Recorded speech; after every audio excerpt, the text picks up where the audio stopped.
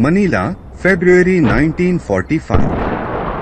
After more than 2 years of Japanese occupation, American forces fight to reclaim Manila, the capital of the Philippines, considered the Pearl of the East.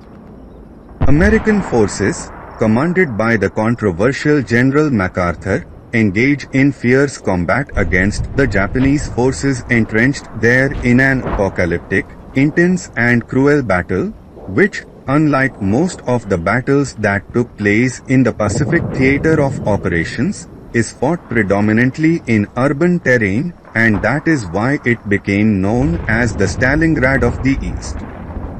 This fight, which lasted about 1 month, resulted in the virtual destruction of Manila, the elimination of 16,000 Japanese soldiers, 1,000 American soldiers, and more than 100,000 civilians.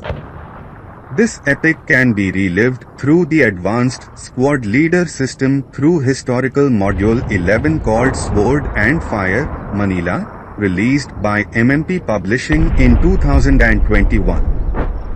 This module has several special features that we will explore during the execution of its scenarios.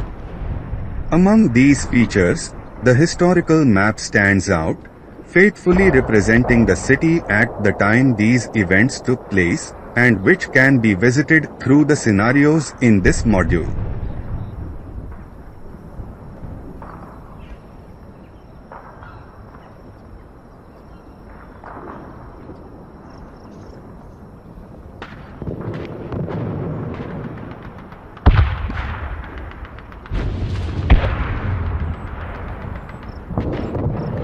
To begin this interesting adventure, we will use the SF3 scenario, the Grim Reaper's Lair. This scenario's main feature is the use of a restricted area of the 6th map in this module, with a low density in the number of squads involved, 10 equivalent squads for the Japanese versus 14 for the Americans.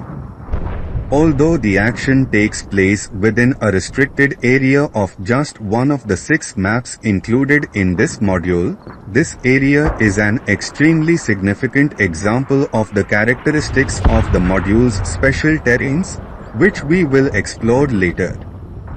Introduction. Paco Cemetery, Luzon, Philippines, 11th February 1945. Located a few blocks southeast of the new police station is the Paco Cemetery. It was built in 1820 and is enclosed by 2 concentric adobe walls measuring 3 meters in height and width. Entrance to the central courtyard is through 4 gates in the walls. Information gathered by Filipino scouts indicates that the Japanese are using the cemetery to store large quantities of ammunition and supplies. If the Japanese plan to defend the cemetery, it will be necessary to eliminate it before the advance towards the police station can take place. The Americans sent patrols into this area to determine how well the Paco Cemetery is being defended. The terrain.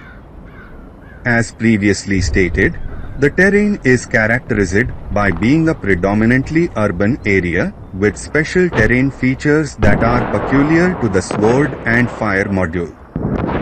The red line circumscribes the limits of the battle area, with the black band delimiting the area of disposition of the Japanese forces and the blue band showing the position to the east from which the American units of the first wave will initiate the battle.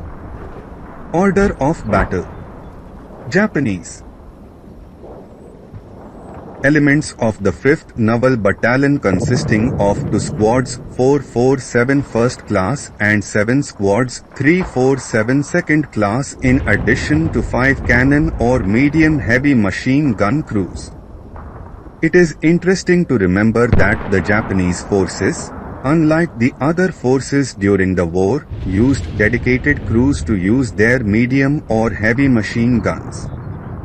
In addition, the Japanese will have an 8-0 leader, 3 light machine guns, and 3 75mm artillery cannons. As fortifications, we will have 6 trenches, 2 wires, and 12 minefield factors. According to special scenario rule number 2, the Japanese will receive an additional force conditioned on the result of 1 die. If the result is less than or equal to 3, Group A will be deployed with a 10-2 leader, a 9-0 leader, 2 heavy machine guns, a light machine gun, and a 50 mm mortar. If the result is greater than 3, Group B will enter with a 10-2 leader, a 9-1 leader, a heavy machine gun, a medium machine gun, and a flamethrower. The Japanese forces have a multitude of extremely peculiar characteristics that we will address as the scenario's actions develop. The Japanese units will have an ELR of 3 and a sniper activation of 5. Americans. The American forces, made up of elements of the 1st Battalions of the 148th Infantry Regiment, part of the 37th Infantry Division, will enter the scenario in 2 waves.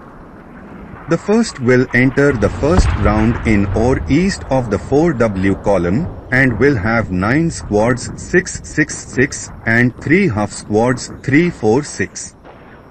These units are somewhat brittle due to their low morale of 6, however, the broken morale of these units has a morale of 8, which will make it much easier to recover their morale during the rally phase. This first wave will have leaders 9-2, 8-1 and 7-0 in addition to a heavy machine gun, 2 medium machine guns, a bazooka 45, a 60 mm mortar, a flamethrower and 2 demolition charges. The second wave will enter in the third turn from the south or east of the battle area and will have 4 squads 666, a half squad 346, a leader -1, a dismounted heavy machine gun, a bazooka 45, a dismounted 60 mm mortar and a flamethrower. The American forces will have an ELR of 4 and a sniper activation number of 3. Victory conditions. Americans win if they fulfill one or more of the following conditions. A. Score twice as many or more victory points per kill as the Japanese and control buildings 3Y68 and 4E64. B. Have 3 or more equivalent squads in any of the hexes in the Paco Cemetery. Special scenario rules. Environmental conditions are moderate with no wind at the start. Place markers at 3Y63, 4I72 and 4K61. Consequences. As the American patrols approach, Japanese machine guns appear to be firing from all directions at once. Outside the thick adobe walls of the cemetery, Japanese forces have dug several trenches and placed mines and wire to block the entrance to the fortifications. To their dismay, the Americans have spotted at least 3 75 mm guns positioned to cover the access to the cemetery. With armored support still unavailable south of the Pasig River, it will be nearly impossible to eliminate the Japanese from this area. Wisely, the Americans slowly disengaged from the fight and launched a heavy artillery barrage over this entire area for the rest of the day and throughout the night. By the next morning, all the defenders were either dead or had abandoned the cemetery to the Americans.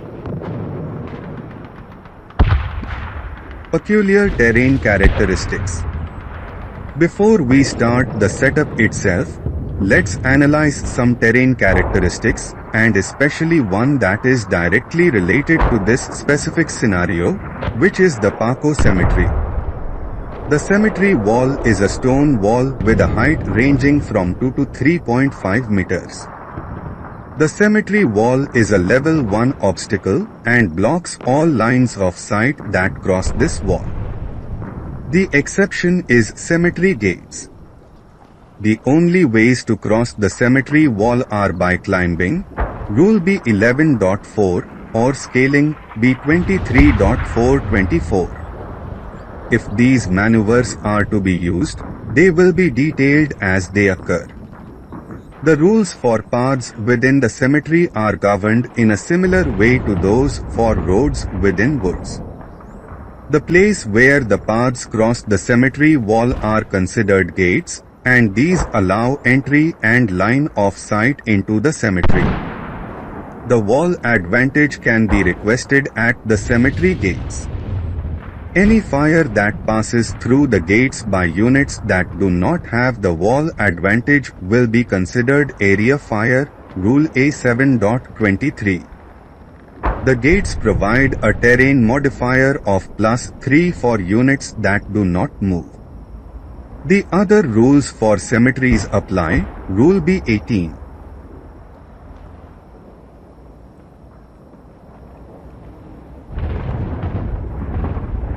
Any adobe or stone building that has a staircase or tower symbol printed on it contains a level -1, the basement, below which there may be sewers. Only infantry and support weapons can enter or deploy in basements. Infantry can only exit basements through a staircase, manhole, connecting trench or tunnel. Infantry inside the basement can move directly to another adjacent basement hex as long as the hexes share a hex side of the building. Basements have a stacking limit of 1 equivalent squad. Rubble. These are intrinsic representations that can be made of stone, adobe or wood and block all line of sight of the same level drawn through the rubble hexes and have a terrain modifying effect, TEM, equivalent to the material of which they are made, stone +3, adobe +3, wood +2. Printed rubble locations never have a basement below, manhole, connecting trench or tunnel. Let's also address one last relevant feature to be able to start this scenario, which are the hexes that have a terrain combination. There are several combination terrains on this map: building, palm trees, building, forest, shellhole, palm trees, each with its own specific characteristic. The hexes where there is a combination between shellhole and woods, palm grove and cemetery allow for a cumulative terrain modification effect, +1 shellhole +1 wood or palm grove. Let's move on to the setup itself. The Japanese are entitled to 12 mine factors that will be placed on 2 markers of 6 mines each. The second step is to randomly choose which of the Japanese auxiliary groups will be placed in the scenario.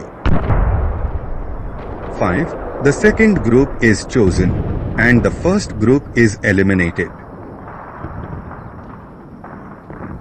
In 4E65, a trench will be placed under which one of the artillery pieces will be positioned. In this position, the cannon will be able to cover the central axis road towards the cemetery. In the church tower in 4E64, level 2, the heavy machine gun will be placed with its crew. New trench in the hex with bamboo in 4E68. Initially in this hex it was planned to position a squad 347 with the flamethrower. Trench with the second cannon in 4E70.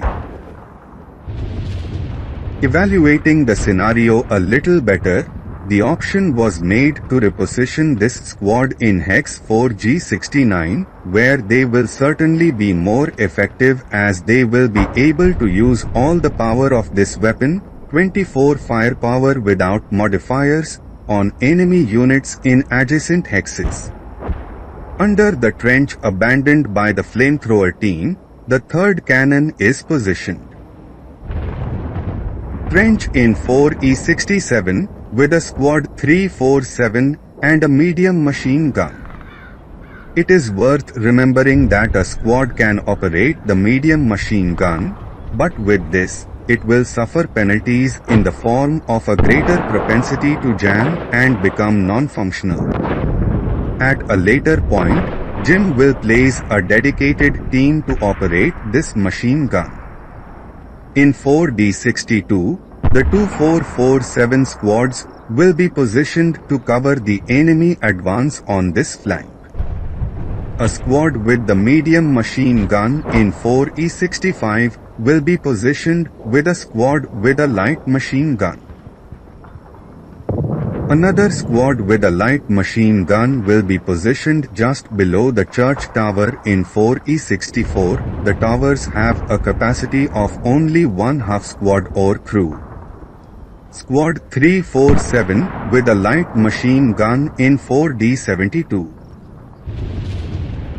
At this point, Jim realizes that a team is left over and locates the medium machine gun with the squad, making the personnel exchange. Squad 347 in a more advanced position in the stone rubble at 4G67. Another squad 347 in the stone house at 4G65. Trenches at 4D70 and 4D68.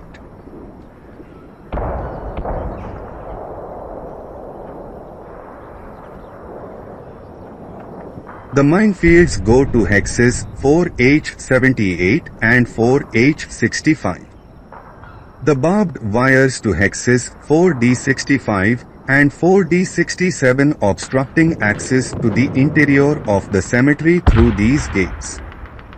Leader 9-1 moves to the church tower with the team with the heavy machine gun. Leader 8-0 to squads 447. Leader 10-0 to hex 4E67. As previously mentioned, Japanese units have some special characteristics such as the fact that they position 25% of their equivalent squads hidden in night scenarios and, as is this case, they can position 10% of its units hidden with the fractions rounded up. Since we have 9 squads and 2.5 more equivalent squads, in the form of crews, for a total of 11.5 equivalent squads, with the right to at least 2 squads to be placed in a hidden manner. One of the obvious choices was the flamethrower unit in 4G67. Another chosen stacking is made up of the occupants of the church tower. The trenches are placed in a hidden manner when in concealed terrain or when in open terrain until seen by enemy units. To finish the units placed in hidden initial positioning, the unit with the artillery piece in 4E68. The other Japanese units in concealed terrain are placed under the concealing markers according to the special rules of the scenario.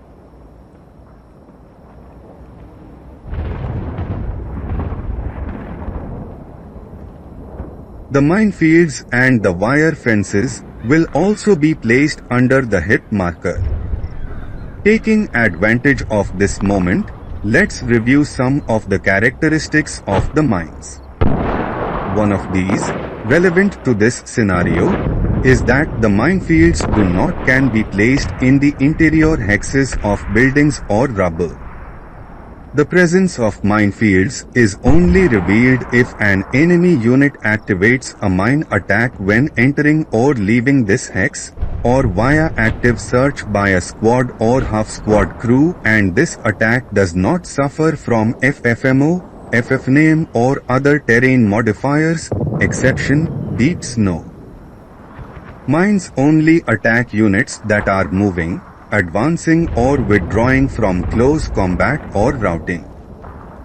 Units under the concealed marker are attacked without modifiers, and this marker will only be lost if the unit's morale is broken or if it suffers a reduction due to casualties. To try to locate hidden units and minefields, the Americans will be able to use the search maneuver. In this process, a squad or half squad can perform a search. To do so, these units that finish their movement can, by spending one movement factor, perform a search in adjacent hexes as long as they are not pinned or have performed an assault movement. A die is rolled and the result shows how many hexes, excluding the one occupied by the unit performing the search, will not be visible. The unit performing the search, regardless of the results, will be placed under the TI marker for the rest of this turn. All units present in the searched hexes are revealed. If one of the searched hexes has an armed unit in good condition order, minefield, residual fire, there may be a counterattack trying to cause casualties in the unit that carried out the search. If this possibility arises during the battle, we will detail it at the appropriate time. Finally, we will position the concealed dummy markers received by the special rules of the scenario before moving on to the setup of the American units.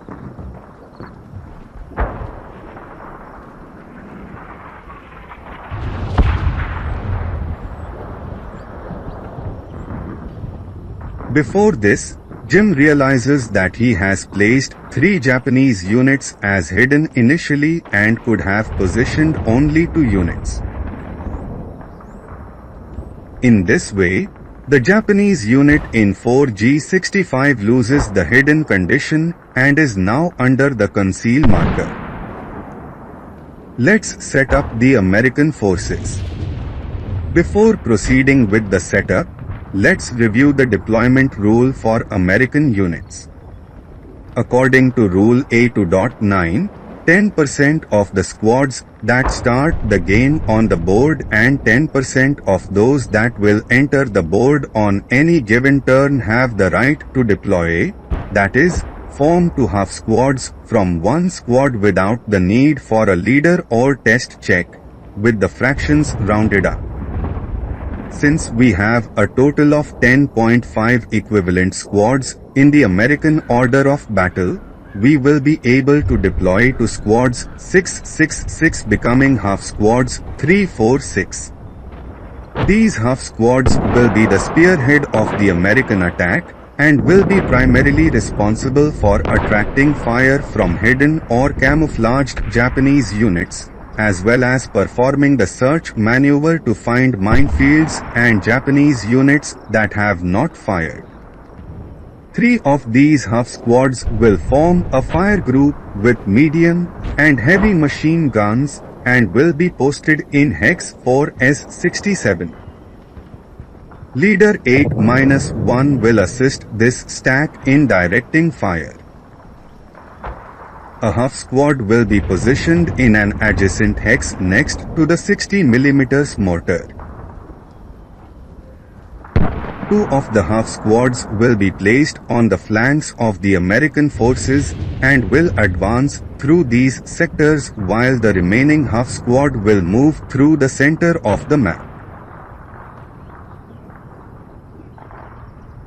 The bulk of the American forces will advance through the central sector of the American front. These stacks will receive the flamethrower, the bazooka, and one of the demolition charges. These stacks will have the support of leaders 9-1 and 7-0. Only one squad with one of the demolition charges will be placed immediately north of Rua Padre Fora.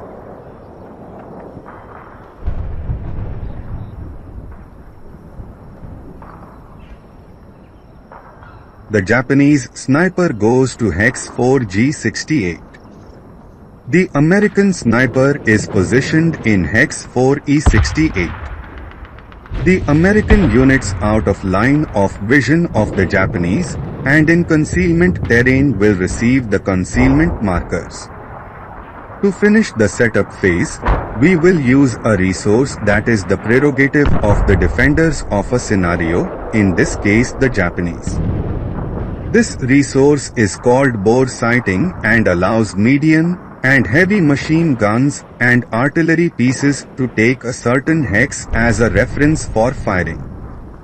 In the case of artillery pieces, the bonus of -2 as a modifier in the to-hit process, and, in the case of machine guns, -2 in the dice roll for their shots.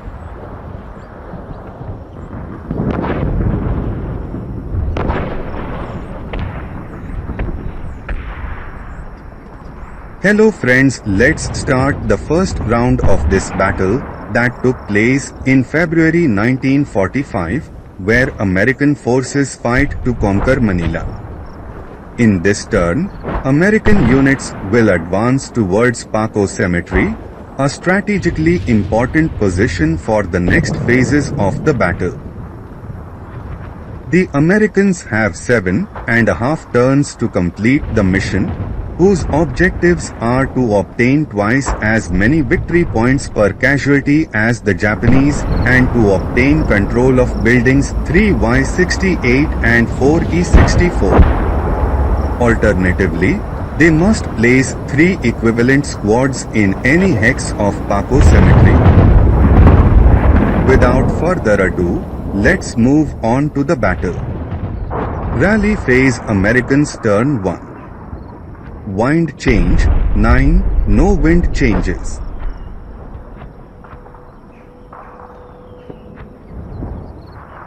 Prep fire phase.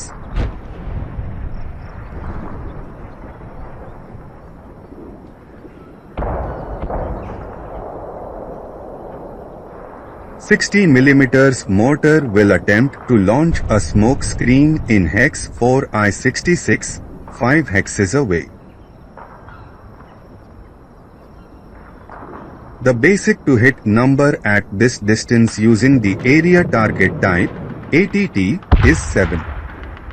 Since the launch is smoke ammunition, there is a modifier of more to and 9 or less is required for success. 3, 2, 5, success. The smoke marker +3 is placed on the attacked hex and the mortar maintains its rate of fire. Movement phase. Half squad moves from 4M71 to 4I71. Half squad moves from 4M68 to 4I71 by passing 4K69 and 4I70.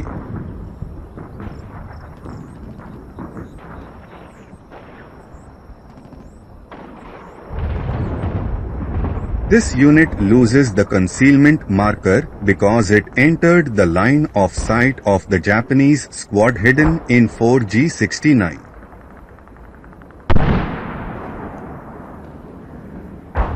This squad shows its existence to ensure the loss of concealment of the American unit and is placed on the board under the concealment marker. Stacking in 4N69 moves to 4I70 by passing K69 and K70. Stacking moves from K68 to J69 by passing M69 and K69, L70, K70.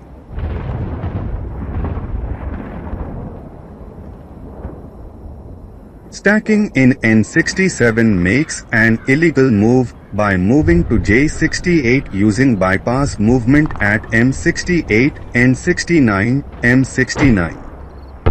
This movement is illegal because the American heavy machine gun requires the use of 5 toll points and could use 5 remaining movement factors. Half squad moves from M64 to J64 using bypass at L64, L65, K64. Half squad moves from L65 performing the same bypass and moves to J63. Defensive fire phase. No actions. Advancing fire phase. The Americans will not fire. At the end of this phase, there is an evaluation of the progression of the fires. Let's start with the blaze at I-72. It can spread to the woods at H-72.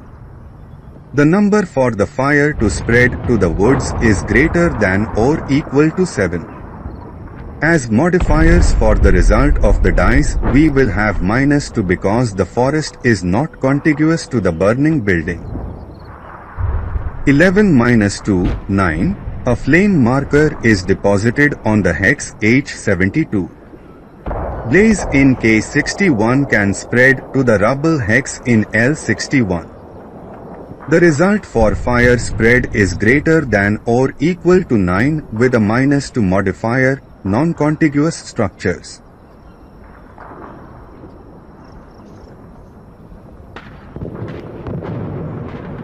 Seven minus 2, 5. The fire does not spread. Checking the spread of the blaze from hex Y63 to the woodland hex in Z64. The base number for spread is greater than or equal to 7 with a -2 modifier because the woodland is not contiguous to the building. 10 minus 2, 8, and the flame marker should have been placed in hex Z64, which Jim does not do.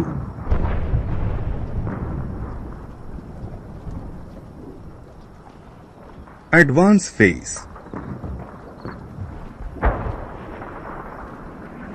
Stacking from J68 to I67. Stacking from J67 to I68. Stacking from J70 to I69. Mortar from N66 to M65. Half squad from I71 to H72. Second half squad from I71 to H71.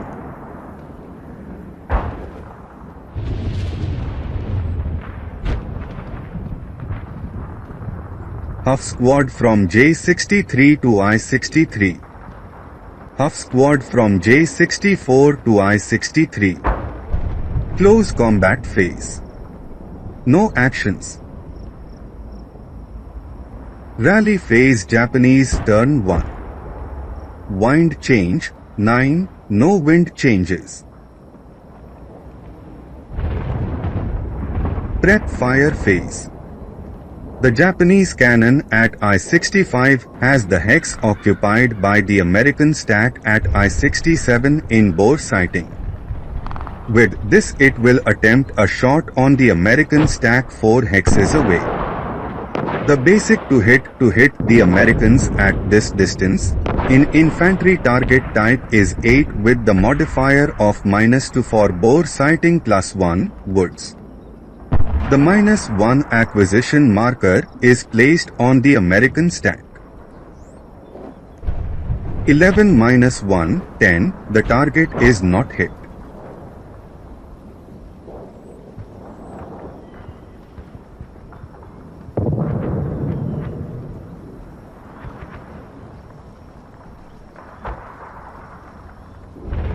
Shot from the unit with the heavy machine gun in the steeple at F65 that forms a fire group with the squad on the middle floor on the American stack at J67. This shot will be with 8 firepower +1 woods.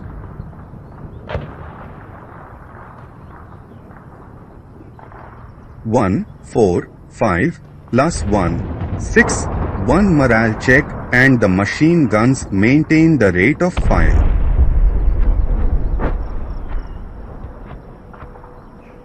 Eight +1, 9. The leader has his morale broken.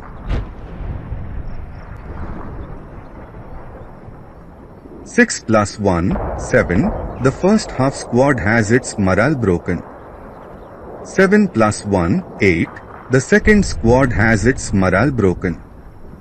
6 plus 1, 7. The third squad also has its morale broken with an excellent shot from the Japanese who still maintained the rate of fire of the machine guns.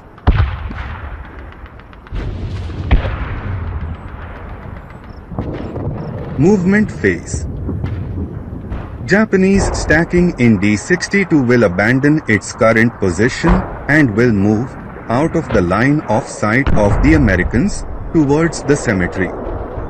It is important to remember that in the third turn the second American wave will enter from the east or south of the scenario.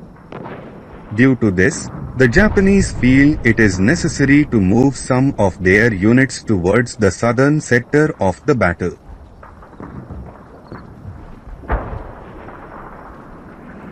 Dummy markers from F63 to Z65 using bypass in C63, D64, C64. Half squad moves from G65 to D68 losing the concealment marker.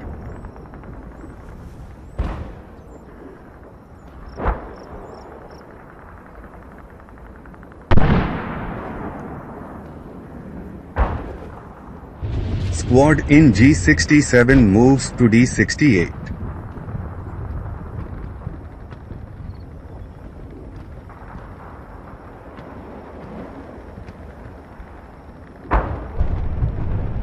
The Japanese dummy unit occupies a different building from those previously found with the presence of a white circle surrounding a white circle minor. This building is a warehouse. Warehouse are empty factories and are 1.5 level obstacles with no cellars or rooftops. There is no hindrance from the factory and the terrain modifier factor of the factory is 0. Dummy marker from C72 to C71.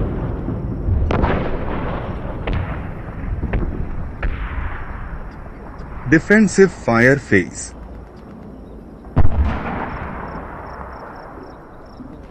Flamethrower at I-69 will make an attack on the Japanese squad at G69. This attack will be made with 12 firepower reduced to 6, concealed target, without modifiers. 7. Normal morale check. The Japanese squad loses the concealment marker.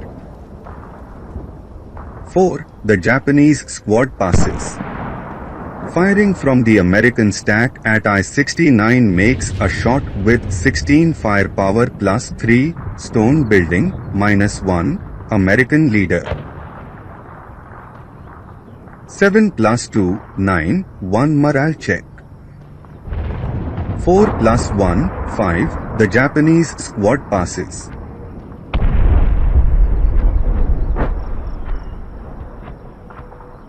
Advancing fire phase.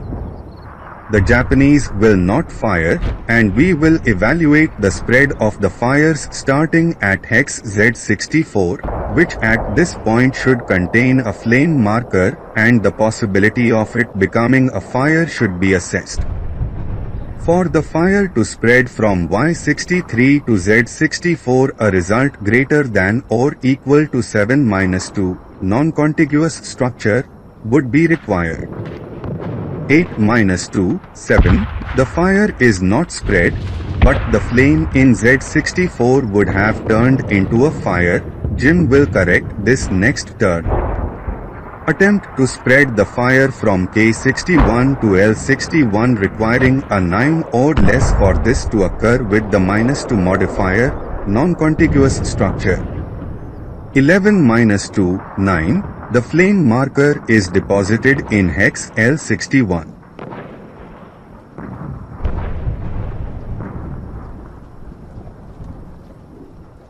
Attempt to turn the flame into a fire in hex H72 requiring a 7 or less for this to occur.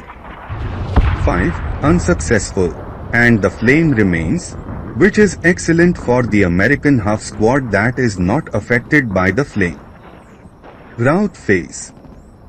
American stacking with broken morale in I-65 to K-68.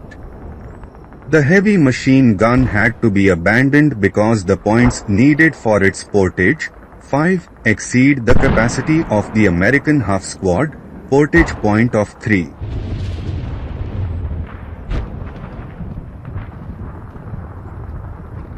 Advance phase. Japanese stacking from D-72 to C-71.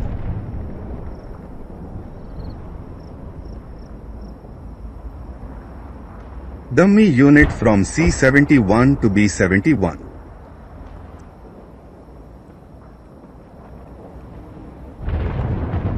Squad in D-68 to trench in E-68.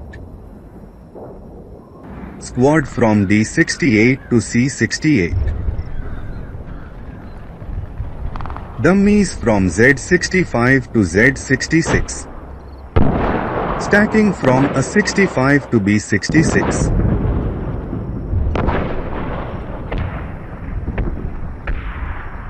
Close combat phase. Squad at C-68 regained the concealment marker. No additional actions are developed. At this point, at the end of the first turn, we will end this episode with the Americans advancing through the southernmost sector of the scenario below the Padre Fora Road. In this sector, they encountered the first Japanese defensive positions and, as a result, one of their stacks had its morale completely broken, which resulted in the need to abandon the heavy machine gun in Hex I-67.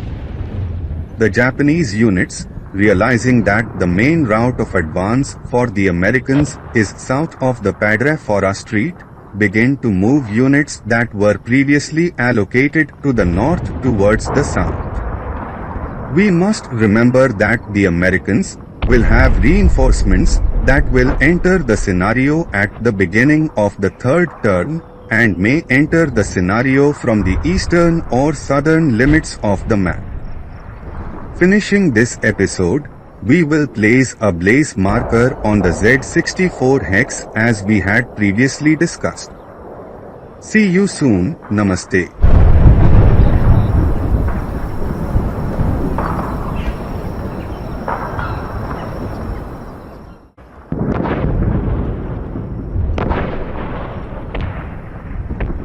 Hello friends, let's go to the second round of this battle that took place in February 1945, where American forces fight to conquer Manila from the Japanese, who were heavily entrenched in the city. The Americans have 8.5 turns to complete the mission, the objectives of which are set out at the beginning of the previous episode. Let's go to battle. Rally phase. Americans turn 2. Wind change 3. No wind change. Attempt to rally by American units in Hex K68. Since this phase belongs to the Americans, they are entitled to an auto-rally by a unit that normally does not have the right to an auto-rally. In this case, one of the units in K68 is chosen with the modifiers -1, building, +1, auto-rally, +4, de-aim marker. 10 + 4, 14, the squad does not recover morale. Attempt to rally by the American leader with the modifiers -1, building, +1, auto-rally, +4, de-aim marker. 7 more 4, 11, the leader does not recover morale and will not be able to help the other units in this hex to recover morale. The de-aim marker is removed from this stack. Prep fire phase. The smoke marker is reduced from +3 to +2. Attack from the flamethrower in I-89 on the Japanese squad in G69 with 12 firepower without modifiers. 7. 1 morale check. 6 plus 1, 7. The squad is pinned. This is important because with this squad being pinned, it will not be possible to use the dangerous Japanese flamethrower that this unit carries. The squads in this hex will fire on the Japanese in G69 with 16 firepower plus 3 stone house. 11 plus 3, 14 without success. The Americans choose not to fire any other preparatory fire and move on to the movement phase. Illegal movement of the half squad with the mortar from hex N66 to J65. The mortar requires 5 portage points while the half squad has only 3 points available and could have advanced at most using to movement factors. Half squad under the concealment marker at J63 moves to G63. Since this movement was not a movement assault, there should have been a loss of the concealment marker, which Jim simply ignores. Half squad with the demolition charge from I-63 to J64. One of the squads in the American stack from I-68 to I-67 in an assault movement where it will try to recover the abandoned heavy machine gun in this hex.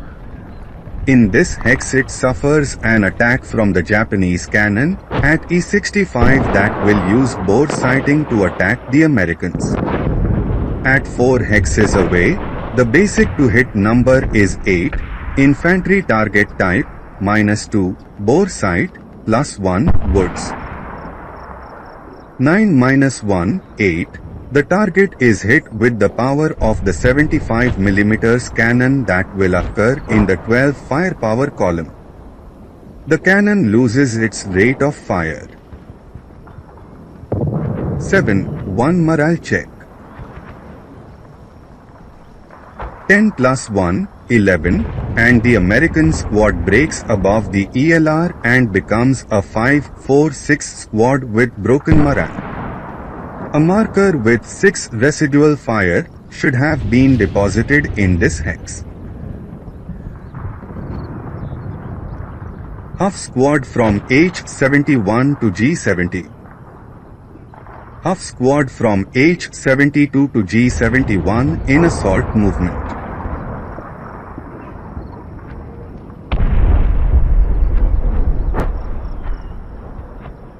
Stacking at I-68 to H68 in assault movement. Defensive fire phase. Japanese fire group formed by the unit with the heavy machine gun in the church steeple and the unit on the middle floor of this hex will carry out an attack on the American stack at H68.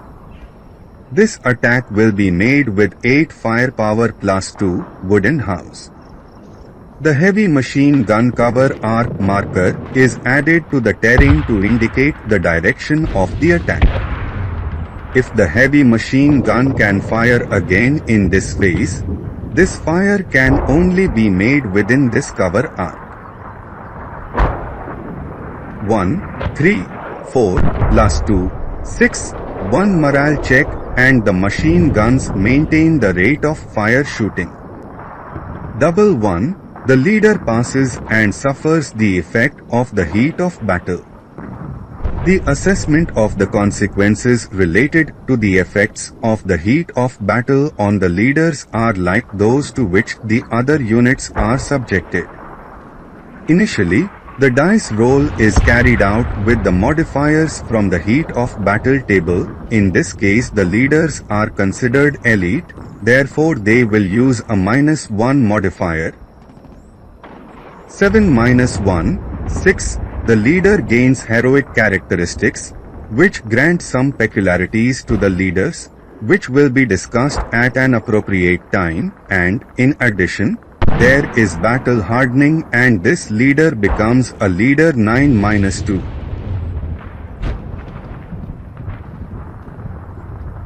8 minus 1, 7. The first squad should have its morale broken. but Jim considers it as just pinned. 6 minus 1, 5, the second squad passes. The machine guns could make a new attack using the machine gun cadence, but prefer not to do so due to the possibility of the heavy machine gun malfunctioning, number of malfunctions with a result greater than or equal to 11. Thinking a little better, since the Americans have low morale, Jim thinks that perhaps he should have made this attack. Advancing fire phase. Firing from the American units at H68. One of the American squads is pinned and will attack with 6 firepower reduced to 3, advancing fire phase, reduced again by half, to 1.5 firepower, pinned. Since this unit has the fire quality of assault, it gains 1 firepower to 2.5 firepower and has the fraction rounded up to 3 firepower. The other squad in this stack will attack with 6 firepower reduced by half to 3, advancing fire phase, adding 1 firepower to 4 firepower, assault fire capacity.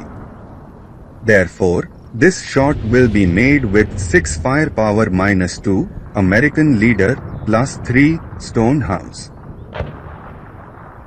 8 plus 1, 9, without success.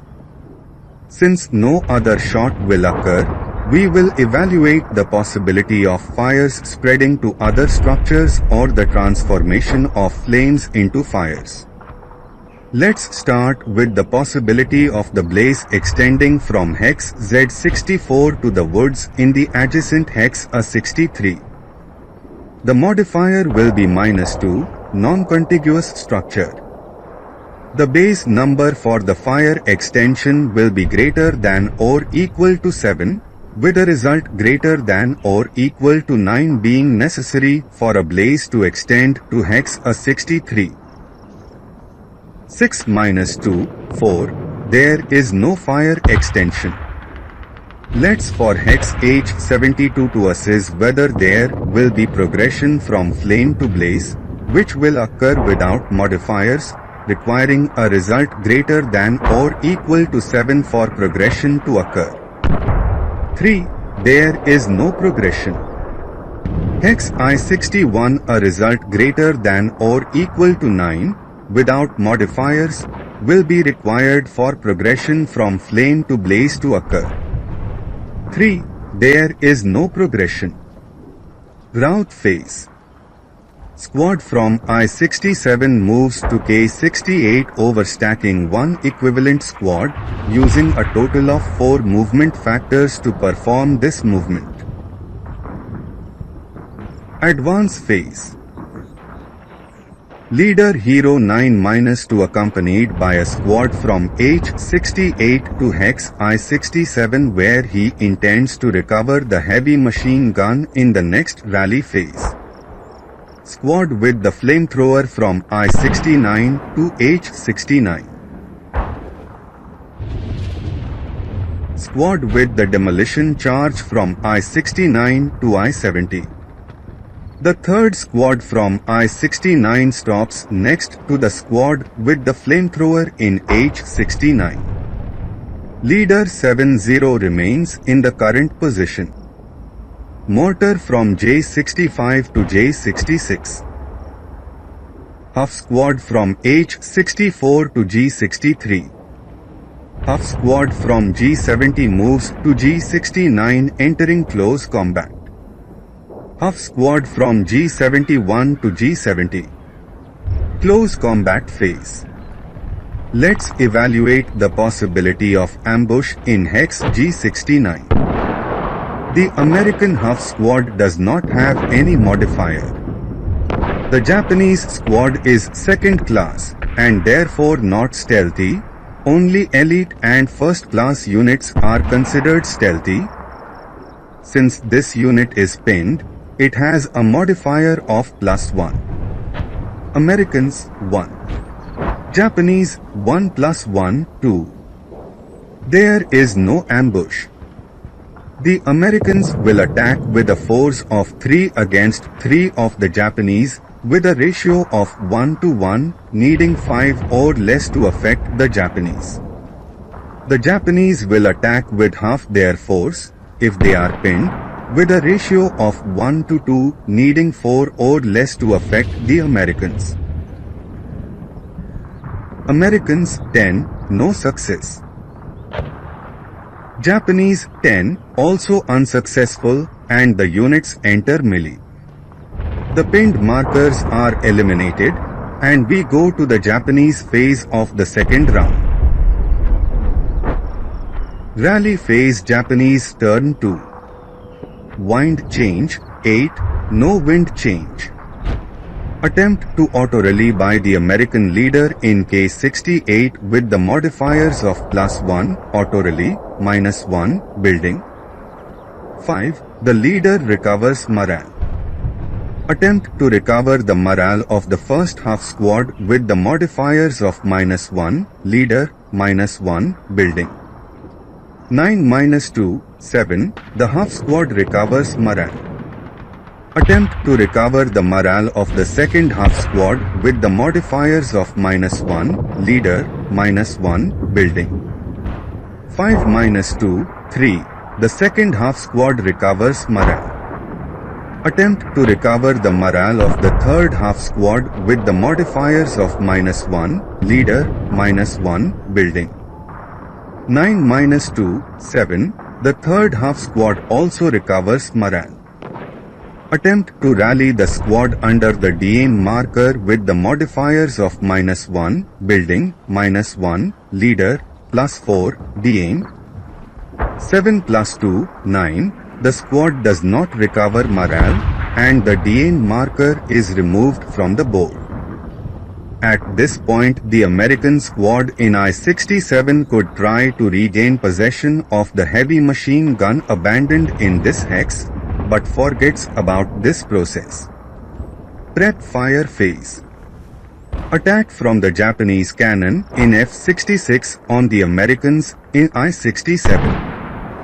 At 4 hexes away, the basic to hit number is 8 and the modifier will be -2, bore sight, +1, forest. 6-2, 4. The target is hit, and the cannon loses its rate of fire. 8, 1 morale check. 6+1, 7. The leader passes. 1-1 to +1, 3. The squad passes and will be subjected to the heat of battle. 9. The American squad goes berserk.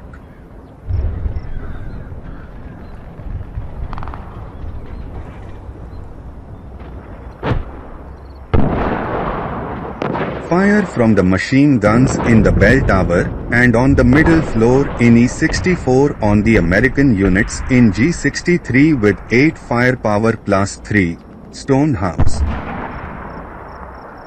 9+3, 12, unsuccessful, and the heavy machine gun maintains the rate of fire that Jim prefers not to use. Japanese stacking at E-67 against the Americans at H-69 with 8 firepower +1, Coconut Grove, +1, Woods. 11+2, 13, unsuccessful, and the medium machine gun becomes malfunctioning.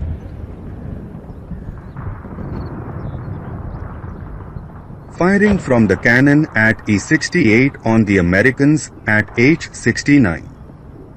At 3 hexes away, the basic to hit number is 8, infantry target type, with the modifiers of -2, bore sight, +1, Coconut Grove, +1, Woods. 8. The target is hit, and the cannon loses the rate of fire. 12 in the 12 firepower column is a dart. firing from the Japanese cannon at E70 on the Americans on the lower floor of G70. The modifiers will be +3 because they are occupying the lower level of this hex, which is a mixed building, stone on the lower floor and wood on the upper floor, +2, hidden target, and -1 per shot at 2 hexes away, case L. 3 + 3, 6, the target is hit. The cannon maintains its rate of fire. The American half squad loses the concealment marker and there is a possible activation of the American sniper. The -1 acquisition marker should be placed in this hex. 7. 1 morale check. 11 + 1, 12. The half squad breaks above the ELR and becomes a 236 second class half squad. 2. The minor American sniper is activated. 2. 1. The Japanese unit attacked is the cannon team at E65, which is pinged.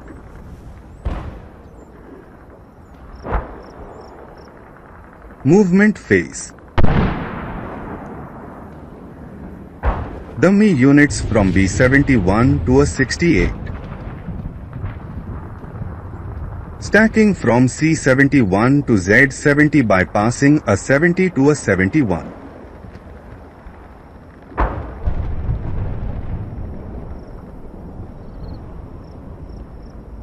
C68 to C70. Dummy unit from Z66 to C63. One of the 447 squads from B66 to C65. The second squad from B66 to C66.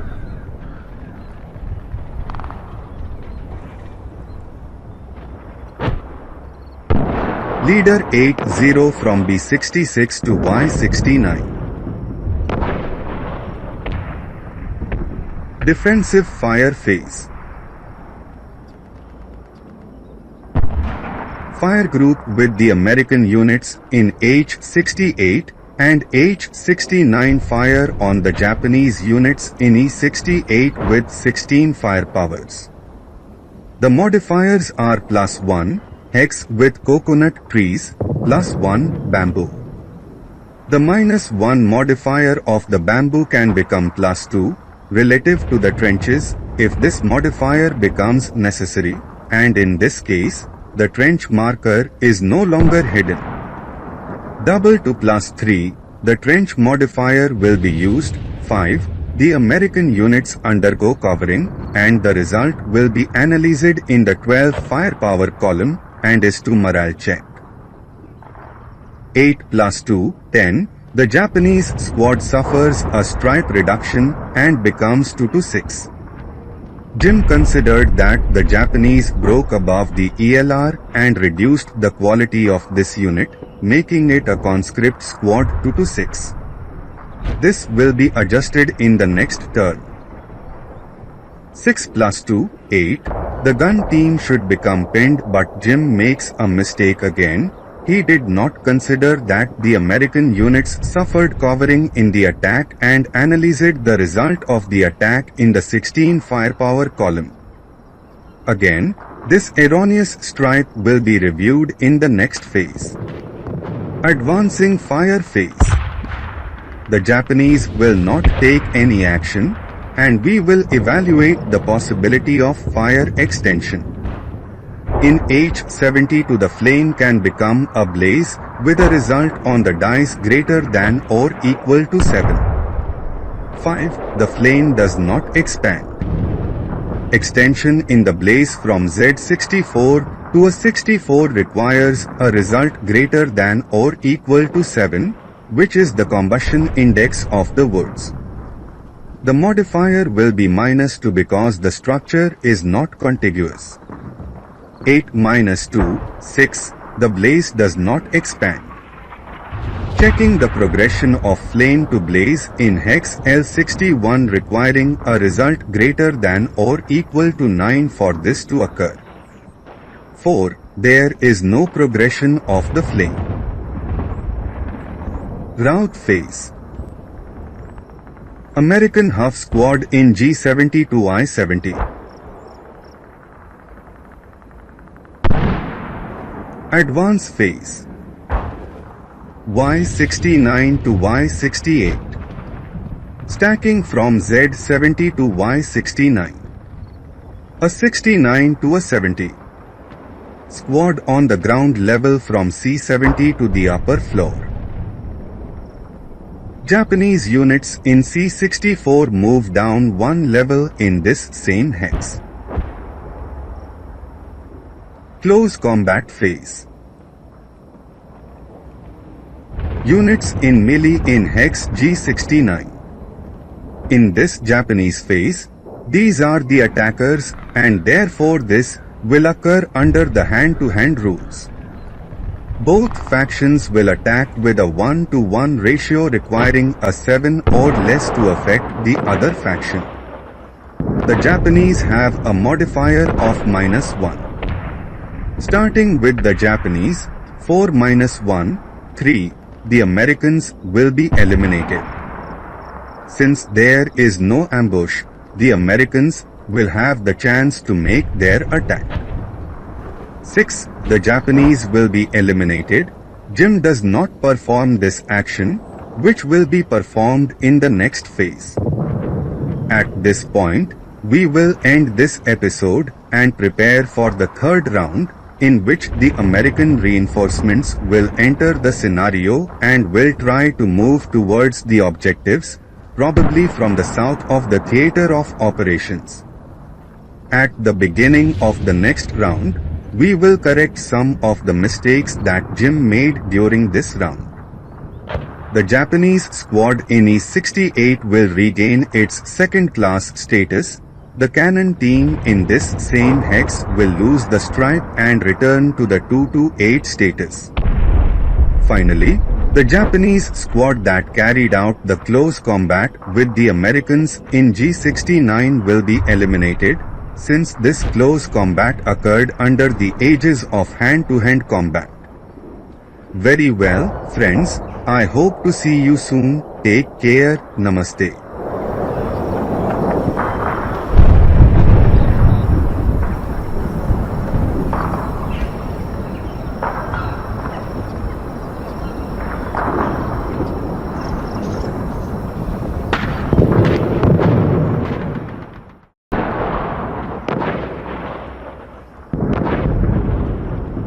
Welcome everyone to this new episode, with the third round of this battle that took place in February 1945, where the Japanese forces commanded by Rear Admiral Iwabuchi Sanji dug in and promised to fight to the last man, causing as many casualties as possible to the enemy. In this third turn, the American units position themselves to enter the scenario and will enter from the southern flank with 4 squads 666, a half squad, a flamethrower, a heavy machine gun, a bazooka and a 60 mm mortar. Rally phase of the American phase of the third turn. Change of wind, 666. And there really is a change in the wind. According to the rules, during this American phase of the third round there will be gusts of wind.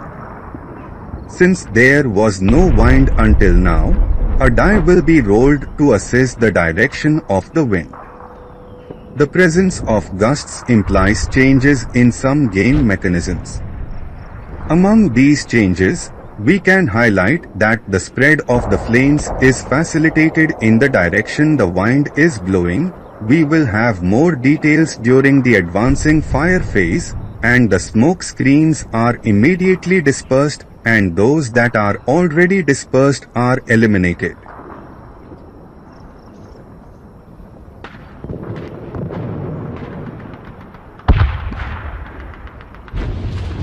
Very well.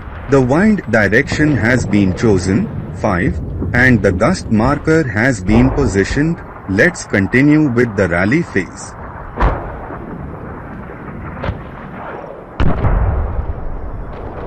American squads attempt to rally at K68 with the modifiers -1, leader, -1, building. 6 -2, 4, the squad recovers morale. American units attempt to auto-rally at I-70 with the modifiers +1, auto-rally, +4, DN, -1, building. 5 +4, 9, the unit does not recover morale and the DN marker is eliminated. Japanese medium machine gun recovery attempt at E65. 1. The machine gun recovers functioning. American leader 9-2 tries to regain possession of the heavy machine gun at I-65. 6. The leader does not regain possession of the machine gun. Prep fire phase. Mortar at J66 will attempt to fire white phosphorus ammunition at the Japanese stack at C66 in the cemetery. At 7 hexes away, the base number to hit the hex is 7, target type area. The modifier will be +2, target under concealment marker, -2, grenade with smoke ammunition. 5. The target is hit and the Japanese units in this hex will suffer a normal morale check. The mortar has not depleted its white phosphorus ammunition. The number to deplete is 7 and the mortar does not lose its rate of fire. There is a possibility of activating the Japanese sniper, which Jim will not do. The grey smoke marker is placed over the attacked hex. The dummy unit is eliminated and Squad 447 will suffer a normal morale check. 8. The Japanese squad is reduced and becomes 347. Since the mortar maintained its rate of fire, Jim evaluates the possibility of attacking the Japanese in E67. Evaluating the line of sight, there is doubt as to whether this line intersects with the vertex of hex G67, which is made of rubble and is intrinsic terrain. It covers the limits of the hex. In the case of doubts, they are usually decided in favor of the defender. We will consider that the line of sight intersects with hex G67 and therefore this attack will not take place. Once the line of sight has been measured, a roll of the dice should be made to assess the possibility of a mortar malfunction, which was not done. Mortar assembly in C75. Equipment assembly disassembly can occur in both the prep fire phase and the defensive fire phase and is considered as use of the equipment and the loss of all rate of fire. Movement phase. The 666 Berserk unit in I-67 will advance on the cannon in E65 4 hexes away. This advance is mandatory, and the Berserk unit has 8 movement factors available and has morale raised to 10. G66 is attacked by the Japanese stack at E67 with 8 firepower. Modifiers will be -2, FFMO, FFNAM. 7 -2, 5, 2 morale checks and machine guns lose rate of fire. 6 + 2, 8, squad passes.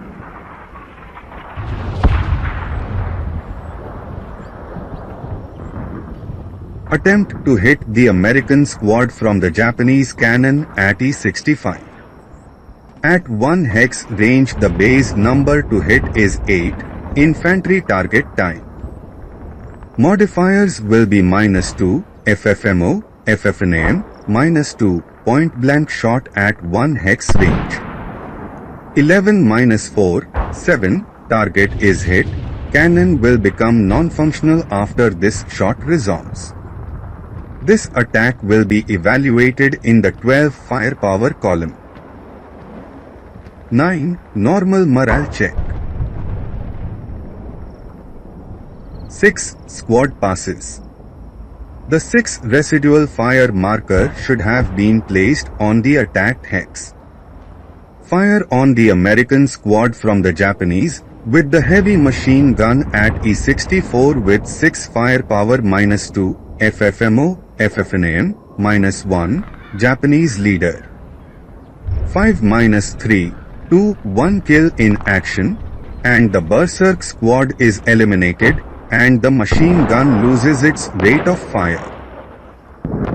Despite this elimination of the Berserk squad, the Japanese have expended an immense amount of their firepower on this and will open the way for freer and risk-free movement by the other American units.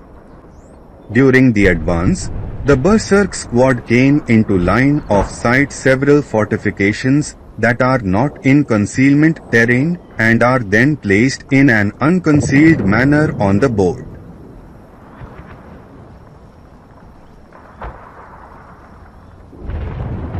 Squad 546 from K68 to I-67 where it uses the last movement factor to try to recover the heavy machine gun. 5. The machine gun is recovered.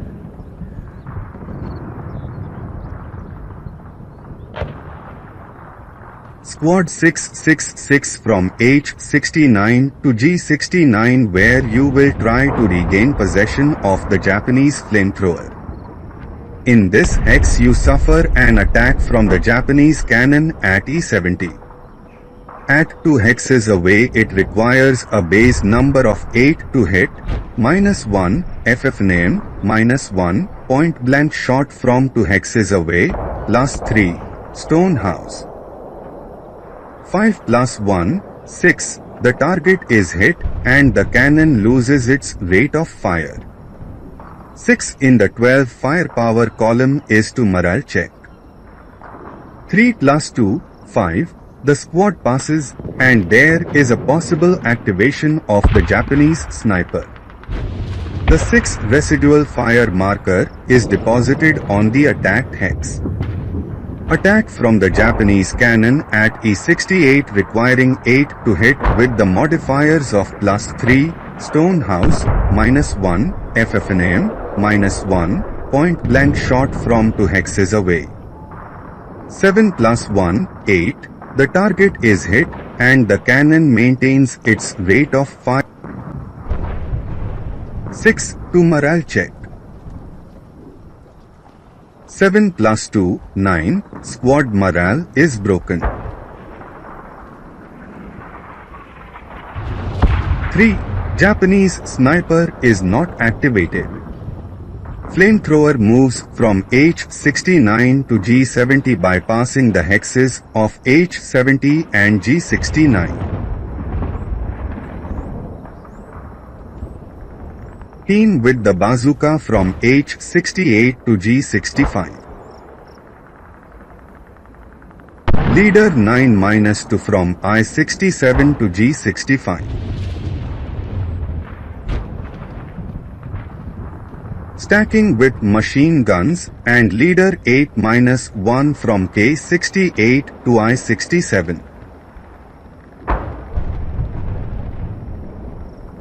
Half squad with the demolition charge from I-70 to F-73 bypassing H-72 and G-71.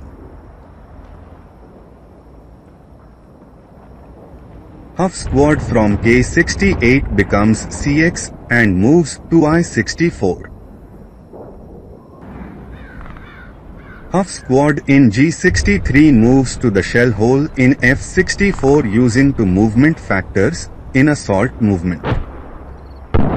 In this hex it suffers an attack from the Japanese squad with the light machine gun on the lower deck of E-64 with 8 firepower +1, shell hole. 6 + 1, 7, 1 morale check and the machine gun loses rate of fire. 4 + 1, 5, unsuccessful. Subsequent first fire with 4 firepower +1. 11. Unsuccessful and the machine gun malfunctions. Squad with the demolition charge at G63 becomes CX and moves to F63. In this hex it suffers a final protective fire from the Japanese squad on the lower floor of E64 with 2 firepower plus 2, wooden house, -1, FFNAM. 4.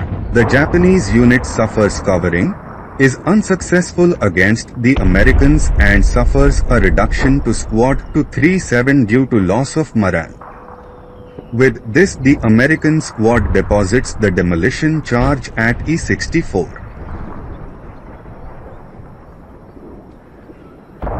Squad participating in the American reinforcement team from Y75 becomes CX and moves to a 71 by passing Z73 and Y73.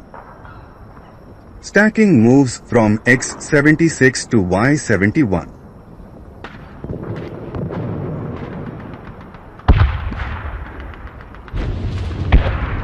Leader 70 from I69 to H69.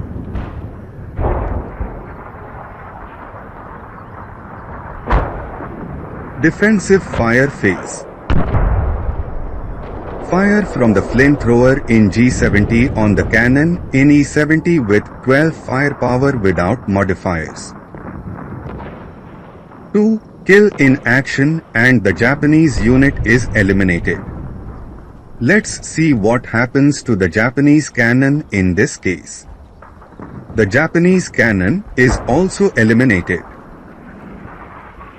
The Americans could make a shot with the stacking with the machine guns in I-65 but forget this possibility. Let's see the behavior of the fires. Since we have the occurrence of wind gusts, one of the fires will be able to light a flame following the direction of the wind 2 hexes away. The only locations that have structures that satisfy these possibilities are those in Z64 and Y63, from which one will be chosen randomly. 3. 4. The unit at Z64 is chosen and a flame is deposited at Y65. Evaluation of the transformation from flames to fire at H72 requiring a 7 or more for this to occur. 8. The hex is engulfed in blaze.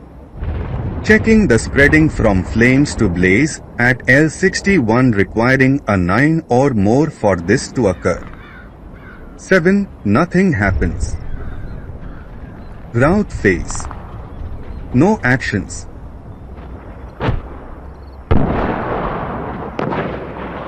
Advance phase. I-69 to G69.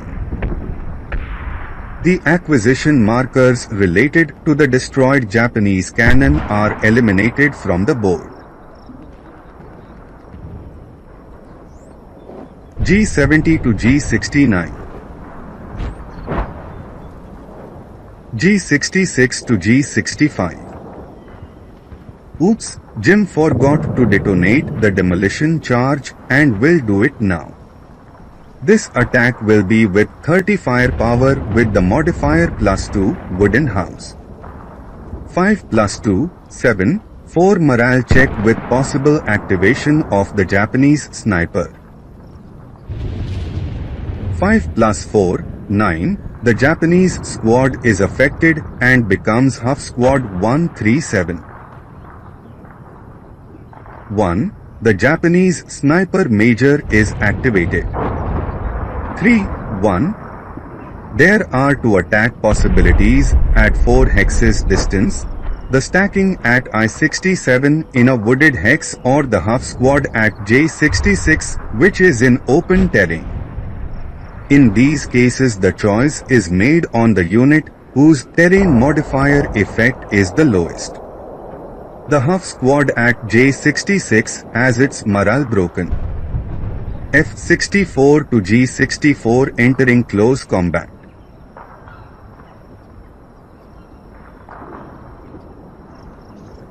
stacking from I-67 to I-68. F-71 to E-72.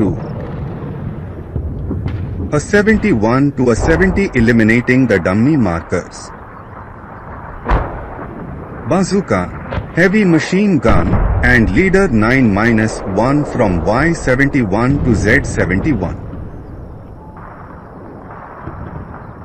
Squad with flamethrower and half squad from Y-71 to Y-70. Close combat phase. Ambush assessment, no modifiers. Americans 4. Japanese 2. No ambush. The Americans will attack with a force of 3 against one of the Japanese, needing 8 or less to affect the Japanese, who in turn will attack with 1 against 3 of the Americans with a ratio of 1 to 4, needing 3 or less to affect the Americans. Americans 7, the Japanese half squad is eliminated. Japanese 7, the Americans are not affected. Rally phase Japanese turn 3. The gust marker is eliminated and we return to a scenario without wind. Before starting this turn, we will change the positioning of the phase marker. Wind change 4, no wind changes. At this point, Jim makes a mistake. The sequence of 4 activities that will be developed in this phase, namely wind change, attempt to recover the morale of units with broken morale, recovery of the functioning of the weapons that are broken, and recovery of possession of weapons that are abandoned on the ground, should follow the following sequence. First, the assessment of the wind change, followed by recovery of possession of weapons abandoned on the ground, followed in turn by repairing the weapons that are not functioning, and finally the attempt to recover the morale of the units in which this is possible. Anyway, this is what it is, and we will continue anyway. Since there are no Japanese units with broken morale, we will go to the squad rally attempt in G69 with the modifiers of -1, building, +4, the aim marker. 11 + 3, 14, the squad does not recover morale. There are no other units that can rally. We will try to recover the functioning of the cannon in E65.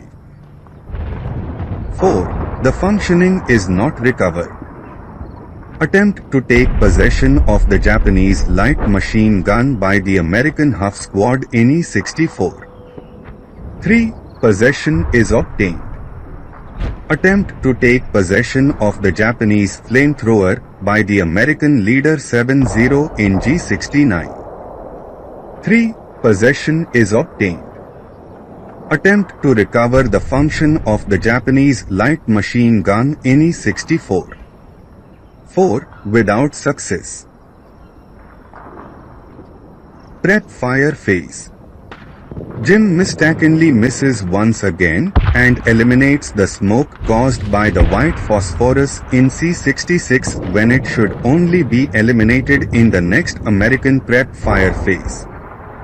Japanese stacking in Y69 will carry out an attack against the dangerous American units carrying flamethrowers in an adjacent hex, Y70, with 8 firepower doubled to 16, point-blank shot, +2, wooden house. 10 + 2, 12, without success. Firing from the Japanese cannon at E68 against the American stack at G69. The base number to hit at 2 hexes away is 8. The modifiers will be -1, acquisition, -1, point-blank shot at 2 hexes away, +3, stone house. 9 + 1, 10, the target is not hit, and the cannon loses its rate of fire. Firing from the Japanese stack at E67 against the Americans at G69 with 8 firepower plus 3, stone house. 5 plus 3, 8, normal morale check, and the machine guns lose their rate of fire. 7. The American leader is pinged. 4. The first squad passes. 6. The squad with broken morale also passes. The acquisition marker -1 becomes -2. Firing from the Japanese stack at E64 on the American half squad on the lower level of this hex. This shot will be with 6 firepower doubled to 12, point blank shot, +2, wooden house, -1, leader.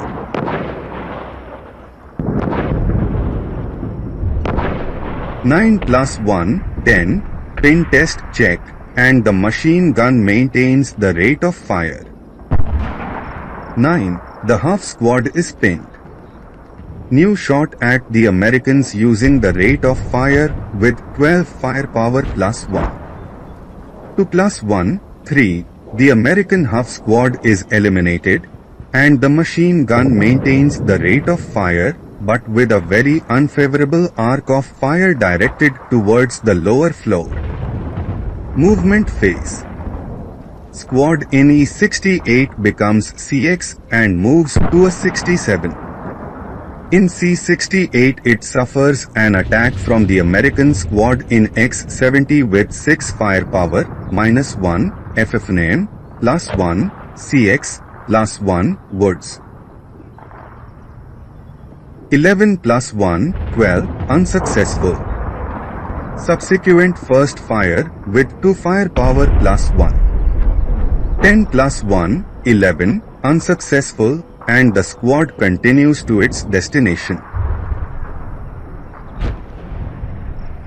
Cannon team at E65 abandons the cannon and moves to the hex with adjacent wire. At this point, let's read something about the properties of wire. Rule B26, wire is a fortification and can be placed on most terrain with some exceptions. In the case of this scenario, buildings, rubble, water obstacles. Wire is not an obstacle to line of sight and does not have a terrain modifying effect.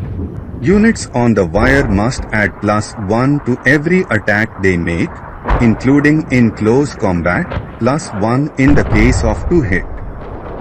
Wire markers generally work as a velocity reduction in the advance speed of units.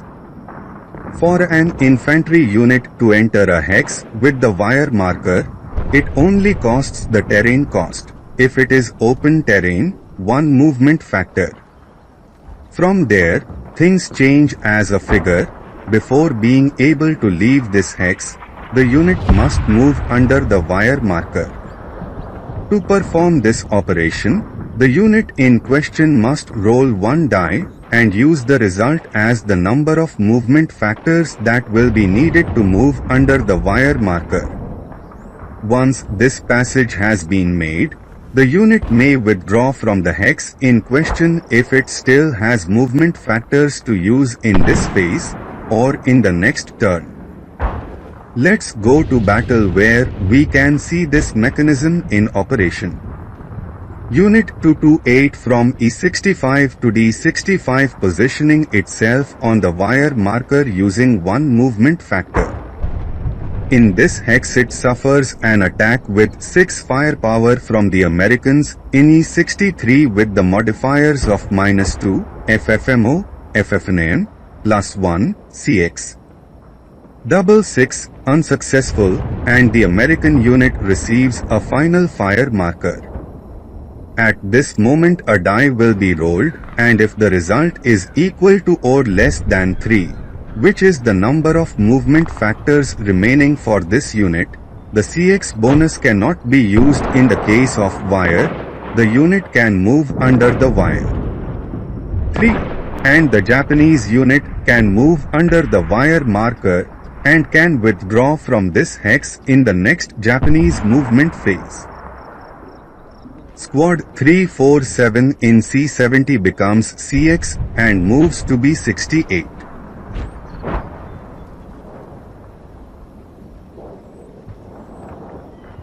Unit 228 moves to the hex with wire in D65 spending 3 movement factors.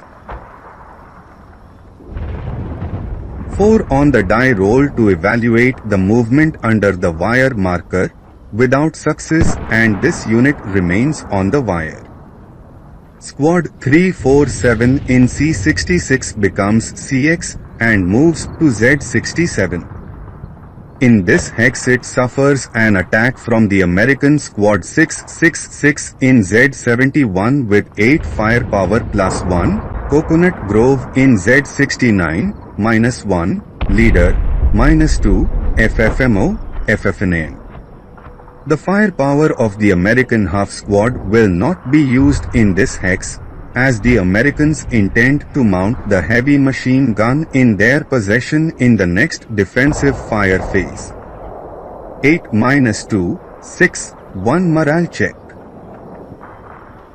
6 + 1, 7, Japanese squad becomes pinned.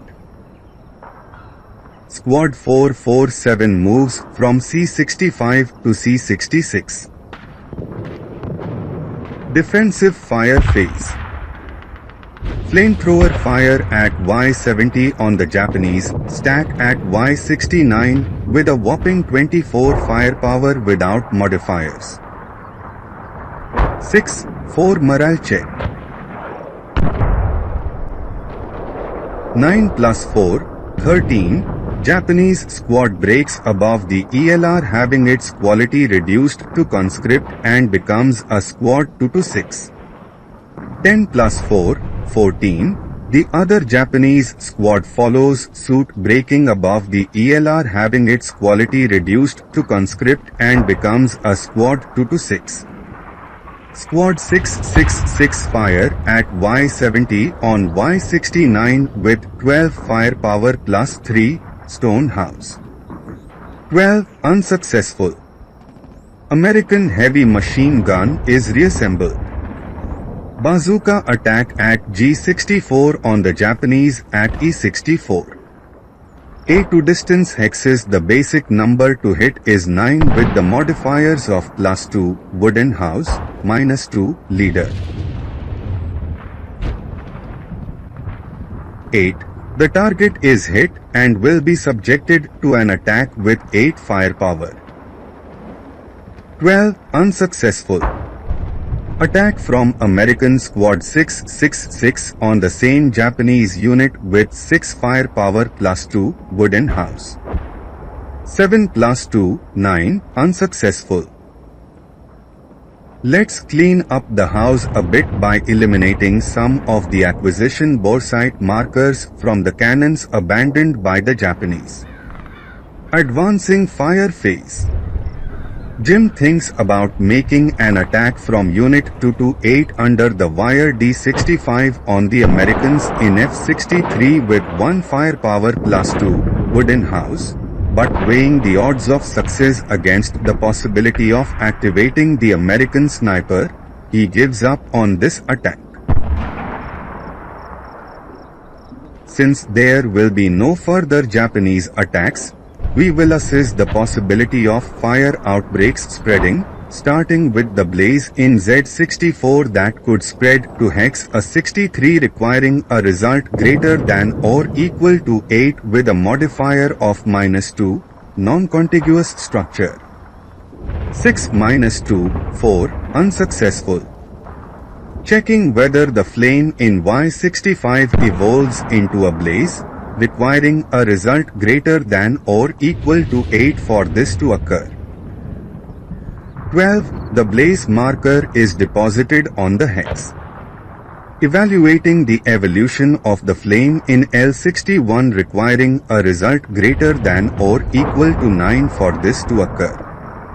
8. Unsuccessful. checking whether the fire in H72 could spread to G71 requiring a basic result greater than or equal to 9. The lower part of this building is made of stone, with a modifier of -2, non-contiguous structure. 8-2, 6, unsuccessful. The other adjacent hex, G72, is made up of debris that cannot be set on fire. Route phase. No actions. Advance phase. A 67 to under shell hole marker at Z68. B68 to a 68. Unit under wire marker at D65 to C65. Japanese stack on middle floor at E64 to church spire.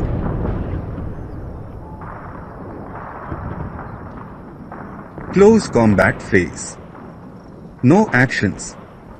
Pin markers are eliminated and we move on to rally phase of American phase of round 4.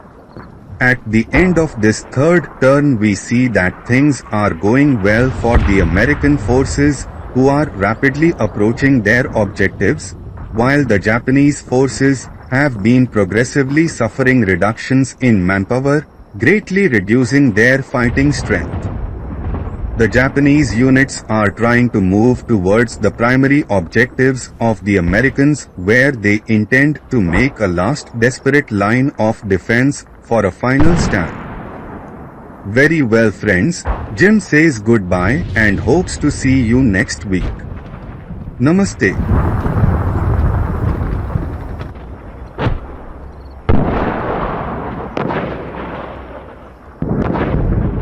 Welcome everyone to this new episode, with the fourth round of this battle that took place in February 1945, where the Japanese forces commanded by Rear Admiral Iwabuchi Sanji have dug in and promised to fight to the last man, causing as many casualties as possible to the enemy.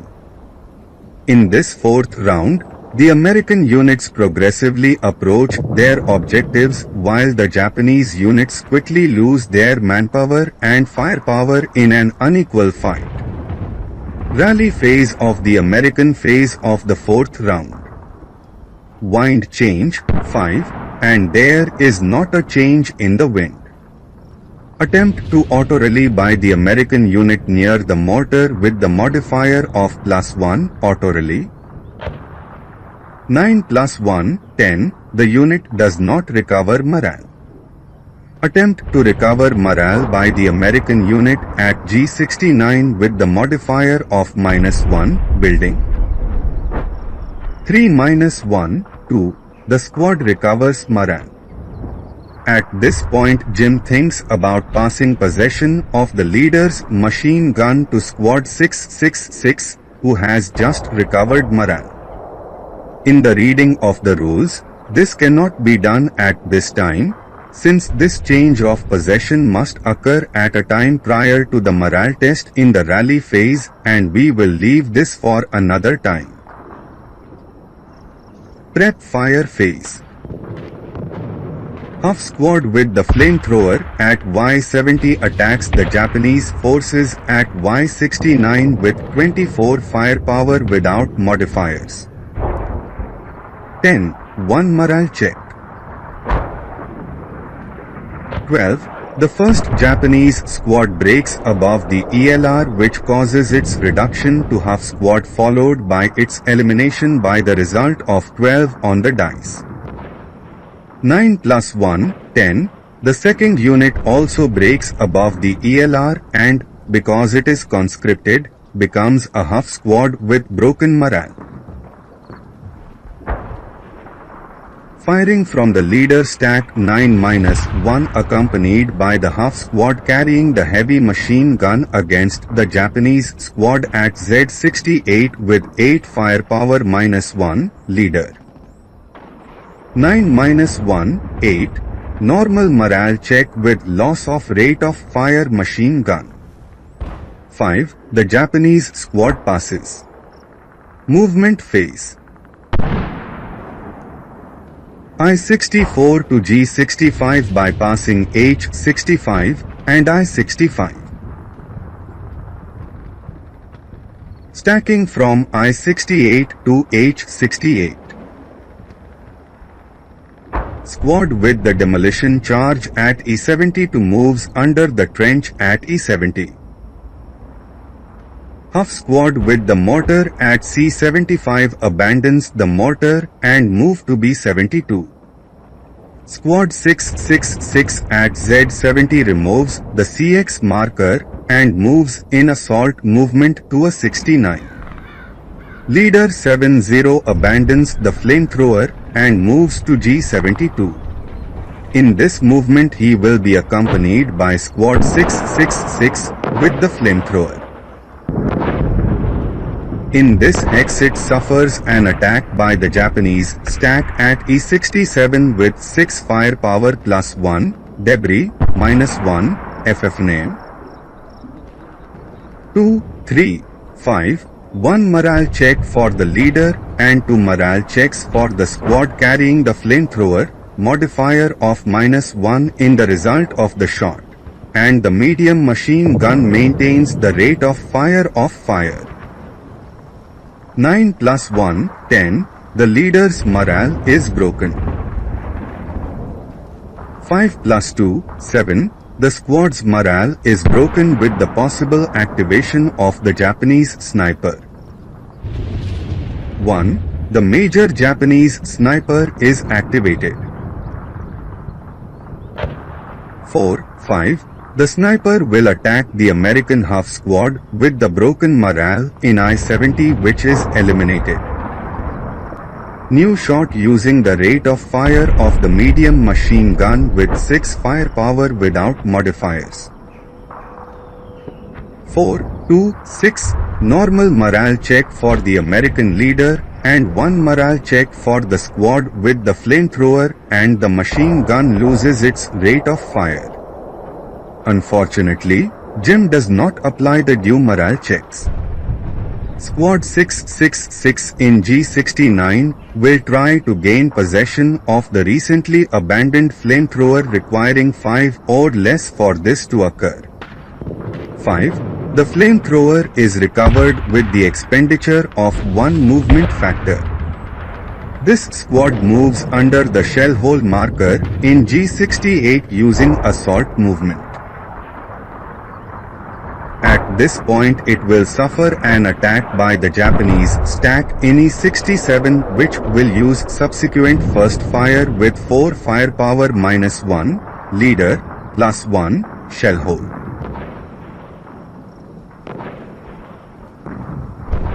7.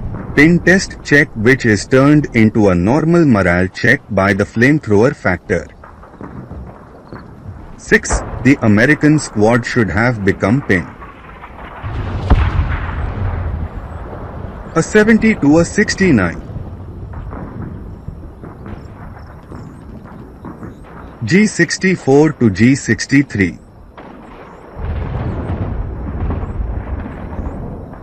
F63 to F62. Defensive fire phase. Firing with the heavy machine gun on the church steeple in F64 on the Americans in H68. This attack will be carried out with 6 firepower minus 1, leader, plus 2, wooden house. 2 plus 1, 3. It is a casualty reduction of one of the units to be chosen randomly followed by 2 morale check. The machine gun maintains the rate of fire.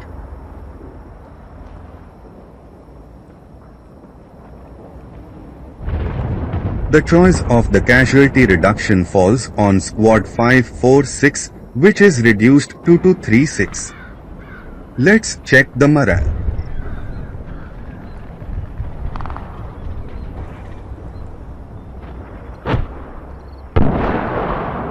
Seven plus 2, 9. The leader's morale is broken. 11 plus 2, 13. The Huff squad breaks above the ELR and becomes a second-class Huff squad 336. 8 plus 2, 10. The second half squad has its morale broken. 12.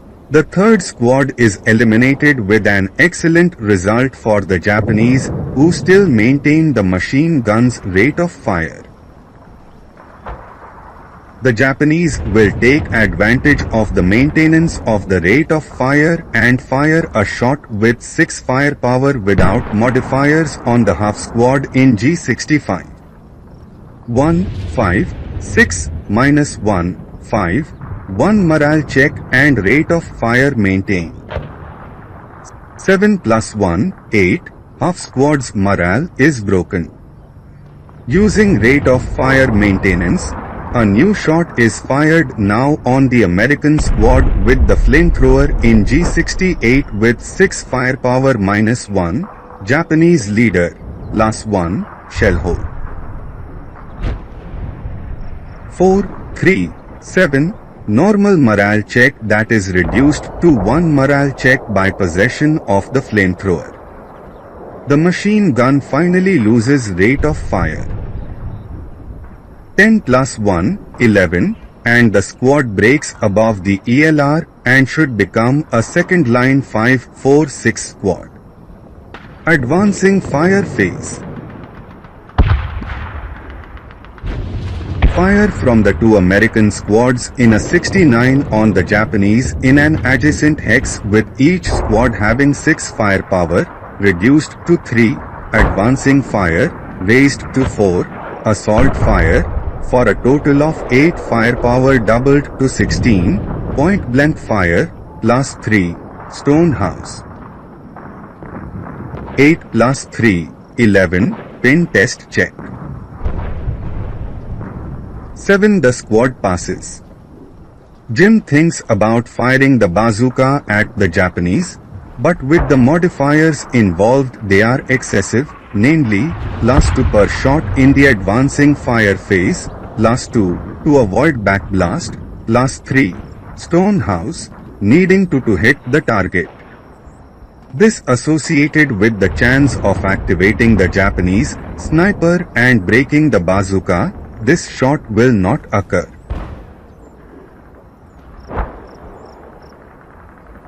Squad 666 fires in G63 at the Japanese, in the church steeple with 4 firepower +2, wooden house, -2, leader. 7. Pin test check.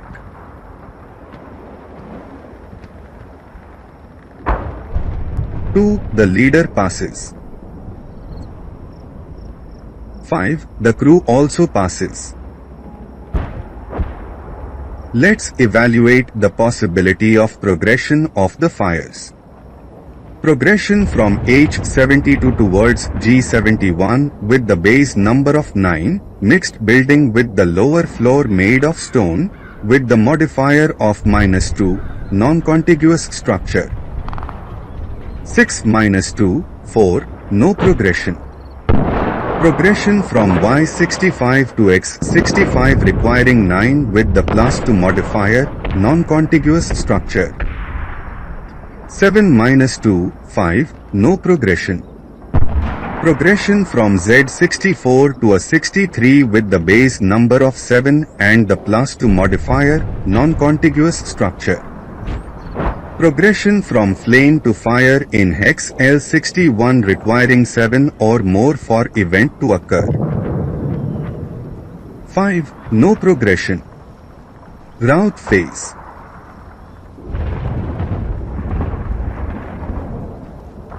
G65 to G63. G68 to H68. G72 to K72.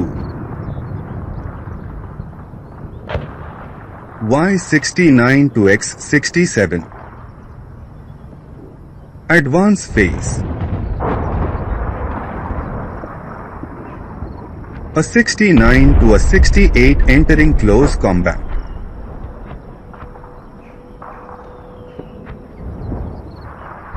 Y70 to Y69.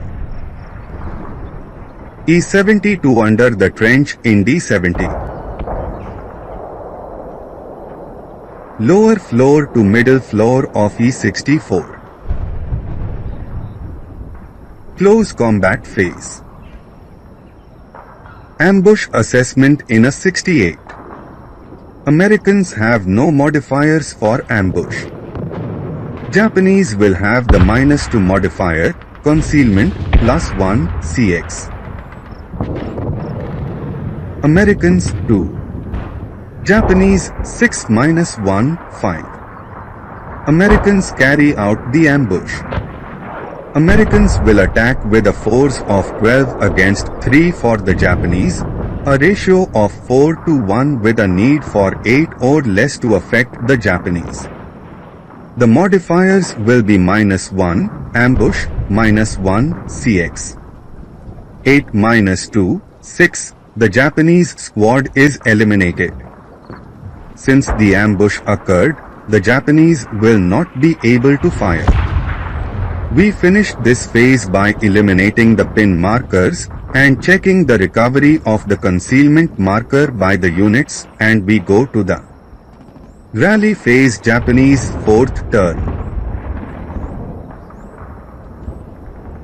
Wind change 6, no wind change. Japanese half squad auto-rally attempt at X65 with modifiers of +1, auto-rally, +4, de-aim, -1, building.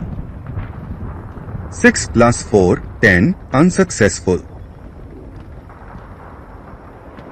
American squad rally attempt at G63 with modifiers of +4, de-aim, -1, building, -2, leader. 6 +1, 7, this squad should have recovered morale, this will be fixed next turn. American leader rally attempt at I-70 with modifiers of +1, auto-rally, +4, de-aim, -1, building. 6 +4, 10, leader does not recover morale. American leader auto-rally attempt at K-72 with modifier of +4. 8 +4, 12, unsuccessful. Fire preparation phase. The Japanese stacking up on the steeple at I-64 will attack the nearest danger, which is the American squad on the middle floor of this hex. The fire will be with 6 firepower doubled to 12, point blank shot, +2, wooden house, -1, leader. 7 +1, 8, 1 morale check, and the AMG loses the rate of fire. 11 +1, 12, the squad breaks above the ELR and becomes a squad 5-4-6 and has its morale broken. Movement phase.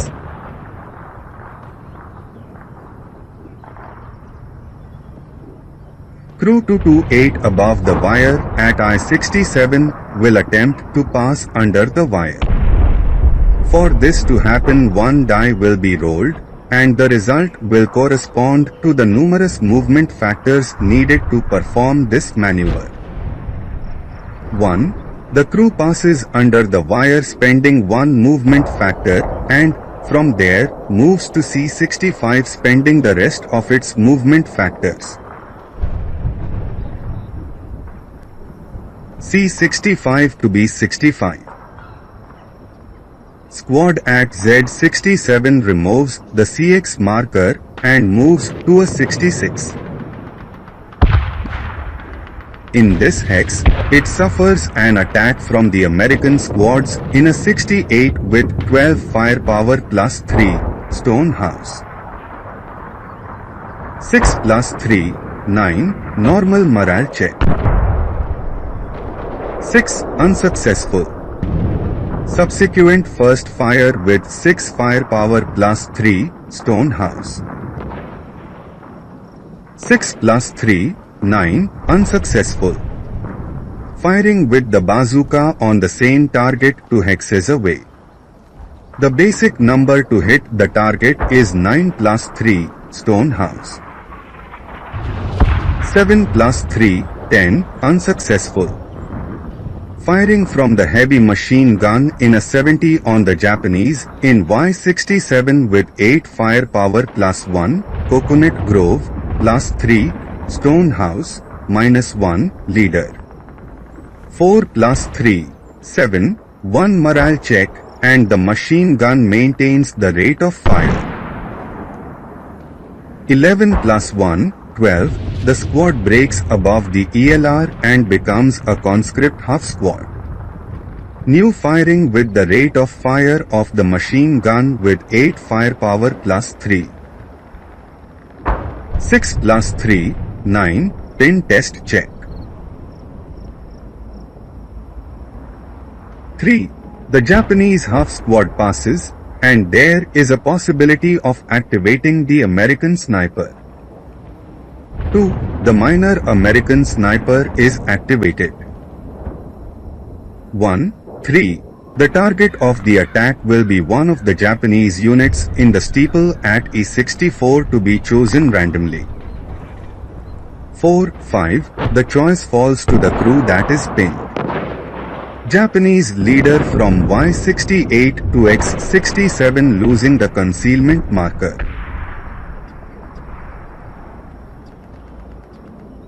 Japanese squadron with the light machine gun at E67 moves to G67 causing the American stack in the adjacent hex at H68 to display the DAIM marker again, in a brilliant tactical maneuver. Japanese leader accompanied by the crew with the medium machine gun from E67 stops over the wire at D67. From there a die will be rolled, and the result will be used to determine the number of movement factors to be spent so that this stack can move under the wire. 3. With a total expenditure of 4 movement factors so far, the stack moves down the wire. From there go to B66. Defensive fire phase. Squad 666 accompanied by the leader 9-2 will fire on the Japanese in the steeple with 6 firepower plus 2, wooden house, minus 2, leader.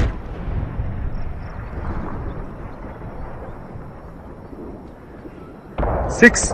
1 morale test. 9 plus 1, 10, the Japanese leader is wounded. Japanese leaders never have their morale broken, they just get wounded, becoming a leader 8-0. After the wound, a dice roll is made to assess the severity of this wound. If the result is 5 or 6, this leader will be seriously wounded and considered dead, being eliminated from the battle. 5. The Japanese leader is seriously wounded and eliminated from the game.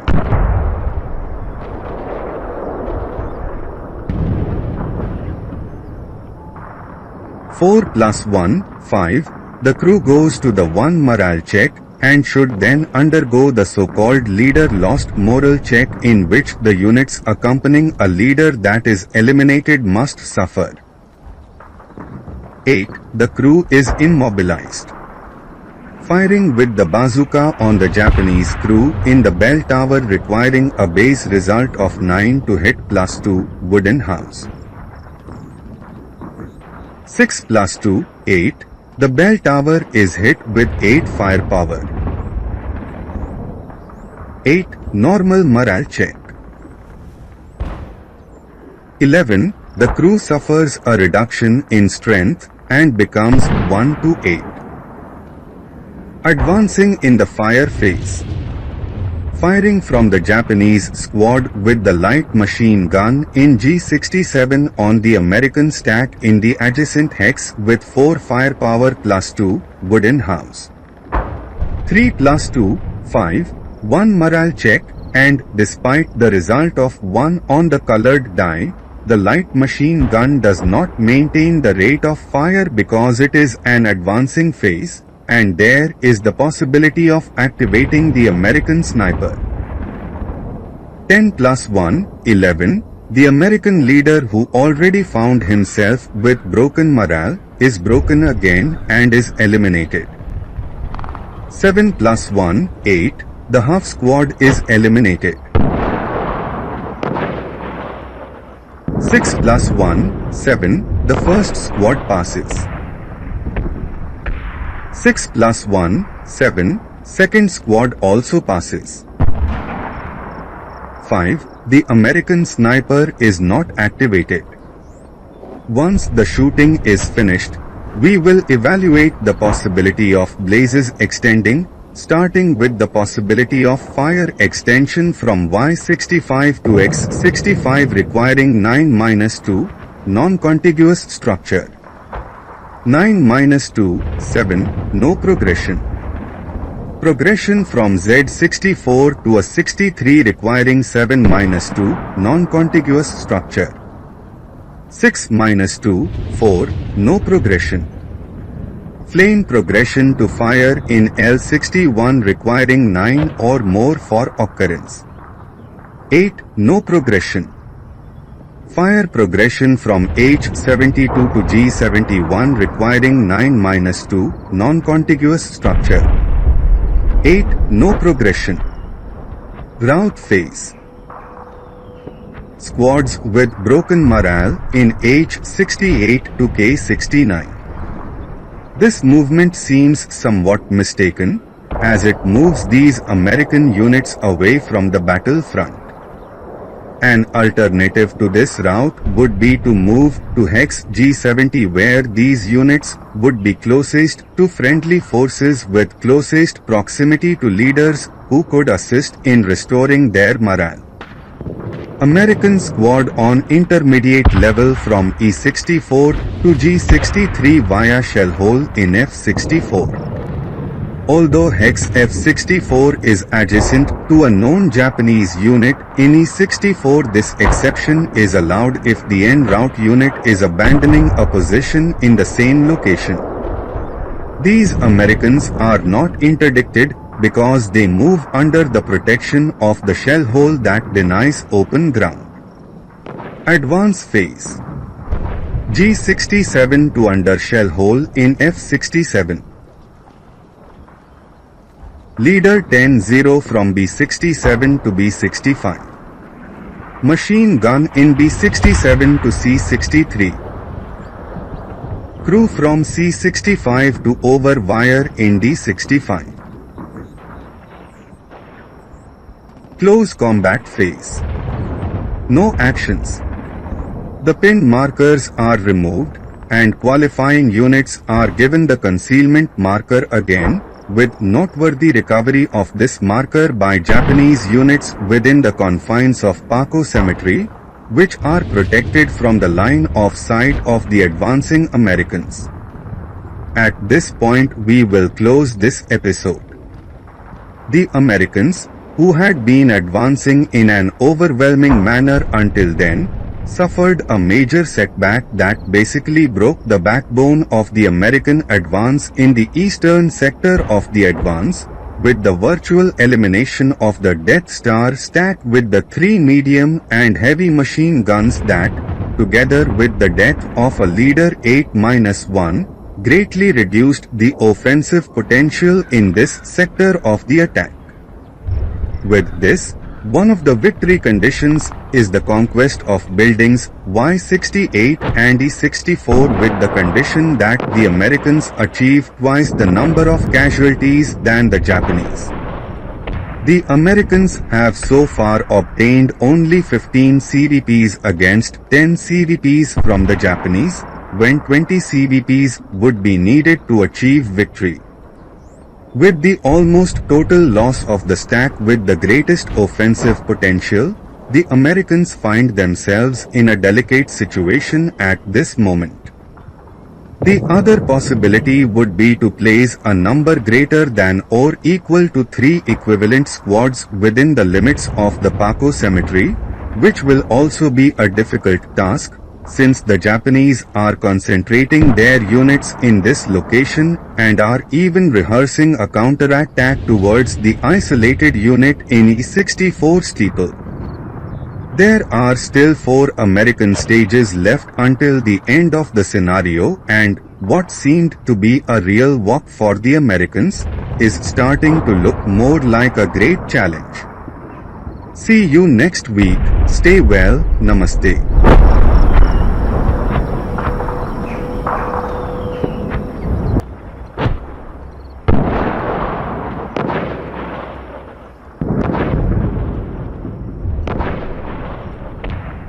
Welcome to the fifth turn of this battle that took place in February 1945, where the Japanese forces vowed to fight to the last man against the invaders, seeking to cause as many casualties as possible to the enemy.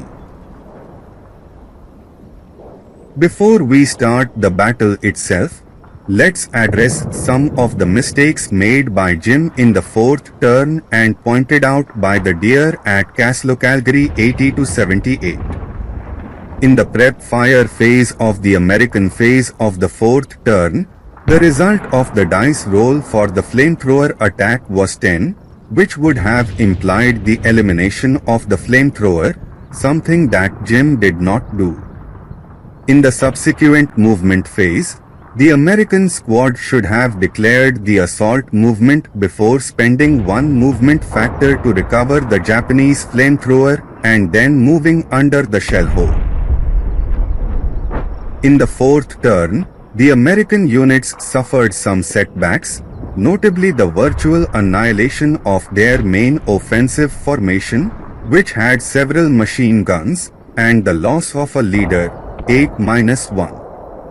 Despite this, their units quickly approached one of the victory conditions, which was the conquest of buildings Y68 and E64 in addition to obtaining double the victory points for casualties of the Japanese. They currently have 17 VPCs against the Japanese 10 VPCs. Let's get to the battle. Rally phase of the American phase of the fifth turn. Wind change, 6, no wind changes. Attempt at an auto rally by the American squad in K69 with the modifiers of +4, DN, -1, building, +1, auto rally.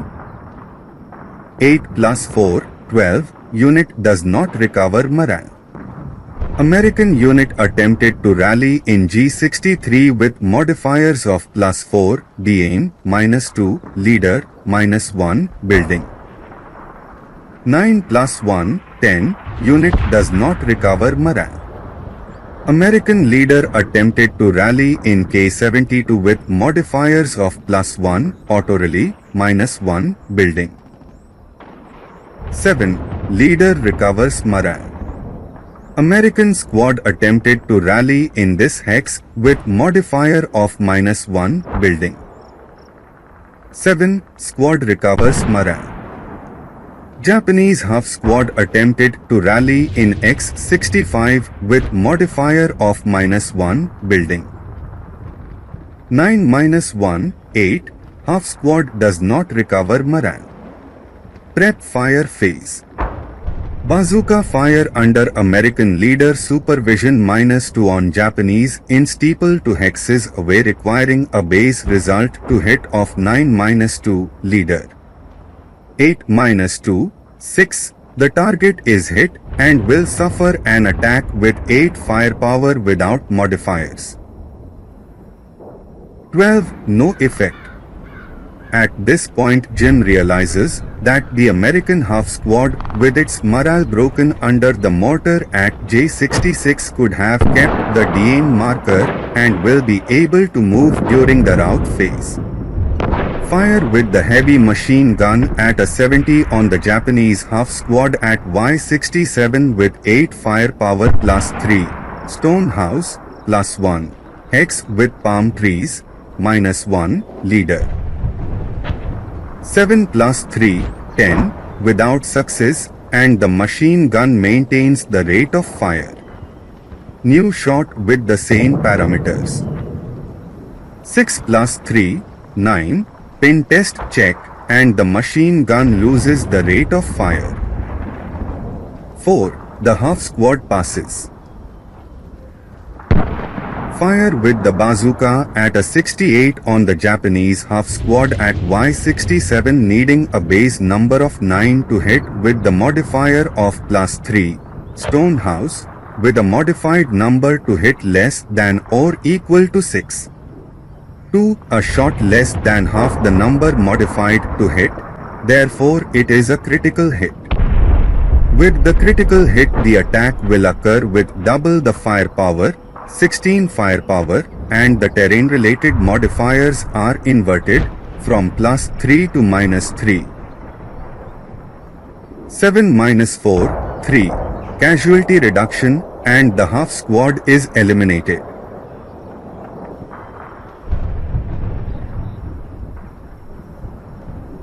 Movement phase. Half squad from G63 stops under the shell hole at F64.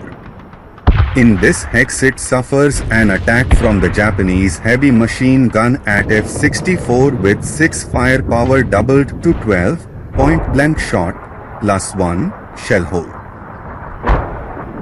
10 +1, 11, without success, and the machine gun loses its rate of fire. Leader 70 accompanied by squad 666 move to K69.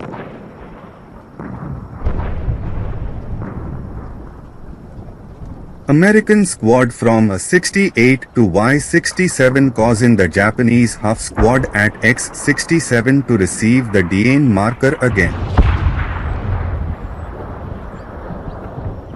Stacking from Y69 to Y67. In Hex D70 there is a half squad with a demolition charge, and the question is whether this charge can be set up next to the Paco Cemetery wall to cause a breach in this wall. A search in the rulebook found nothing to support this thesis. Squad 666 with the demolition charge in D70 becomes CX and moves to a 68. B71 also becomes CX and moves to E71. Defensive fire phase. Firing by the Japanese squad in F67 with the light machine gun on the American half squad under the shell hole marker in F64. The firing will be with 4 firepower +1 shell hole. 8 +1, 9, without success. Advancing fire phase. Firing with the flamethrower in Y67 on the squad under the concealment marker in the Paco Cemetery with 6 firepower without modifiers. 7, 1 morale check, and the squad loses the concealment marker. 5 +1, 6, no effect. Firing from both squads 666 on this Japanese unit with 8 firepower, assault fire, +3, obstacle at the entrance to the cemetery. 2 +3, 5, to morale check. 6 +2, 8, the squad is reduced to half squad. Fire spreading from Y65 to X65 requiring 11 or more, modifier +2 because the structure is not contiguous. 11 -2, 9, and a flame marker is placed on the hex X65. Fire spreading from Z64 to a 63 requiring 9 or more for this to occur. 3 -2, 1, no success. Flame becoming fire at L61 requiring 9 or more for this to occur. 10. The blaze marker is placed on the hex. Fire spreading from H72 to G71 requiring 11 or more for occurrence. 7 -2, 5. There is no spreading. Rout phase. Japanese half squad along with the leader 80 from X65 to the first level of V67. J66 to K64.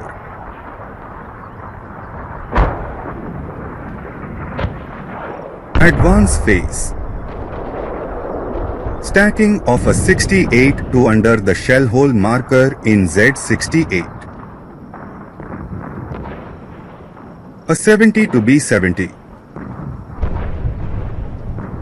Squad 666 with the flamethrower from K69 to J69. E71 to E70. Huff squad from E64 to the lower floor of F64.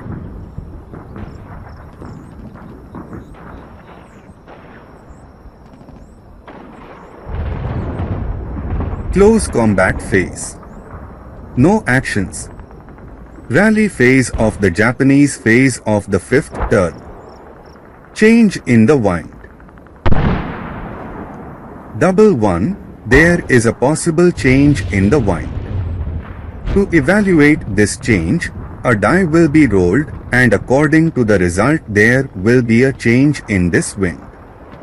Observing the table, if there is a result of 5 or 6, a mild breeze will come into effect according to the paragraph that follows the asterisk. If the result is happy smiley 4, there will be no changes. 5. The wind becomes a mild breeze. Now that we have a wind, one more die will be rolled to check in which direction the wind will blow. 3. The wind will blow towards the southeast. With the appearance of the wind, there is a tendency for the smoke to drift in the direction of the wind. The hexes with fire that are not inside buildings qualify for this displacement. Over these hexes the smoke has a hindrance of +3 and rises to 4 height levels above the level where the fire is occurring, never downwards, and will move towards the wind by the number of hexes equivalent to the hindrance of the original smoke. Therefore, in the case of the fire in Z64, in addition to the hex with the blaze marker, the smoke will also drift through hexes A64, B65 and C65 being a dispersed smoke of hindrance +2.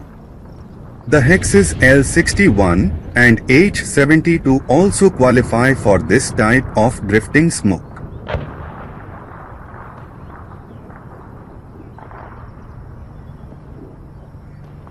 Japanese half squad rally attempt at W67 with modifiers of +4, DN, -1, building. 7 +3, 10, unsuccessful.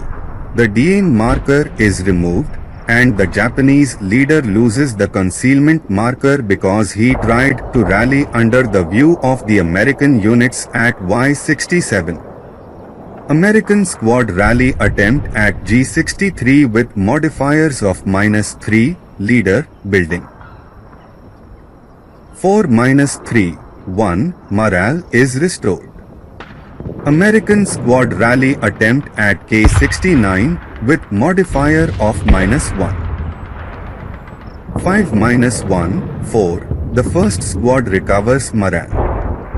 This unit had lost the concealment marker when its morale was broken and is moved up to the top of the stack. 11 -1, 10, the half squad does not recover morale. Prep fire phase. No actions by the Japanese.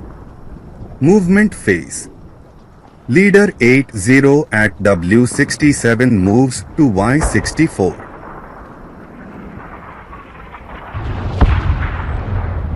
Crew 228 will try move under the wire at D65. 4. The crew spends all movement factors to perform this movement. Under the wire, it receives an attack from the American half squad in the adjacent hex with 3 firepower doubled to 6, point blank shot, -2, FFMO, FFNA. 5 -2, 3. Casualty reduction, becoming a 1 to 8 crew and will suffer to morale checks in addition to the possible activation of the Japanese sniper. 7 plus 2, 9, the crew's morale is broken. 1. The minor Japanese sniper is activated. 3, 1. The sniper will attack the American squad under the shell hole marker in J69, which is under lesser terrain modifier effect in relation to the American stack in K69, and their morale is broken. Stack in B65 moves to a 65. C66 to B67. A 66 to B67. F67 to the trench in G65. In this hex it suffers an attack from the American squads in G63 with 8 firepower -2, leader, +2, in case of need to use the trench modifier effect or +1, if this is not necessary, -1, FFNAM. 12, unsuccessful, and these squads, and the leader sees their participation in this phase, and the trench marker remains hidden because it was not necessary to use the TEM of this fortification. Defensive fire phase. Fire with the bazooka on the Japanese in the steeple, requiring the basic number of 9 to hit +2, wooden structure. 3 plus 2, 5, the target is hit and will suffer an attack with 8 firepower without modifiers. 11, unsuccessful, and the bazooka will be eliminated. Fire with the flamethrower on the Japanese half squad in W67 with 12 firepower without modifiers. 4, the American unit covers, and this shot will occur in the 8 firepower column, which is normal morale check. 7, the Japanese half squad breaks again and is eliminated. Advancing fire phase. No activities. Let's see if the various fires will spread across the scenario. Spreading from X65 to W64 with the base number of 7 and the modifier of -2, non-contiguous structures, -2, wind blowing in the opposite direction. 9 4, 5, there is no extension of the fire to the woods. Extension from Z64 to a 63 with the base number of 7 -2, non-contiguous structures, +1, wind action. 4 -1, 3, no extension of the fire. Extension from L61 to M61 with the base number of 9 +2, tailwind factor. 8 +2, 10, the flame marker is deposited on the hex. Extension from H71 to G71 with the base number of 9 for success and the modifier of -2, non-contiguous structures, -2, head wind factor. 7 -4, 3, nothing happens. Extension of the fire to the upper level of the hex X65 requiring a 9 or more for extension. 4, extension does not occur. Route phase. D65 to B65. J69 to K69. Advance phase. Y64 to Z65. Leader from a 65 to B65. Crew from a 65 to a 66. A 67 to a 66. Close combat phase. No actions. Let's check which units will receive the concealment marker again. Starting with the Japanese half squad in B67, which is not in concealment terrain, there is no enemy unit that has line of sight to this unit, and it is less than 17 hexes from the enemy units. This unit falls into category K of the concealment table and will need a result of 5 or less to gain concealment. The modifiers will be +2, which is the value relative to the size of this unit, -2 Japanese. 2. The half squad receives the concealment marker. The American squad in K69 automatically receives concealment because it is in concealment terrain and is not within line of sight of any enemy unit. The American half squad recovers the concealment marker.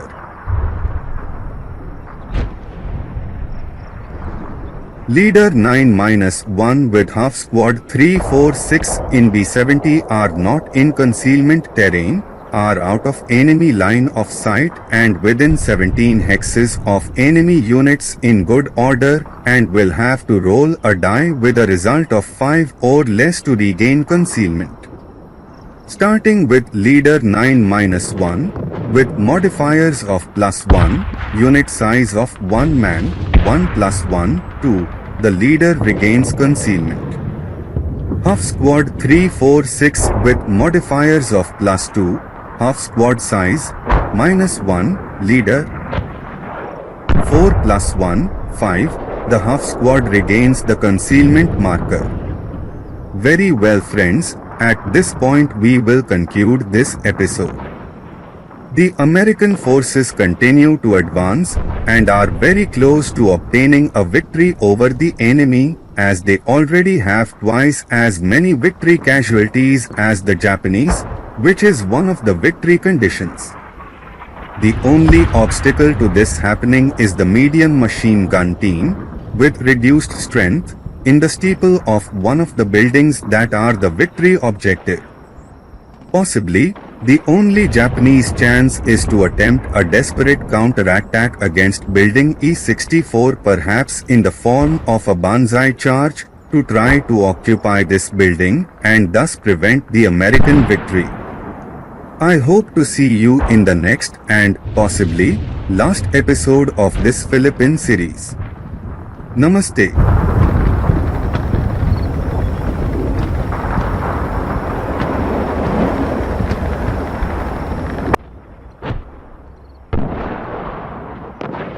Welcome to the 6th round of this battle that took place in February 1945, where the Japanese forces promised to fight to the last man against the invaders, seeking to cause as many casualties as possible to the enemy.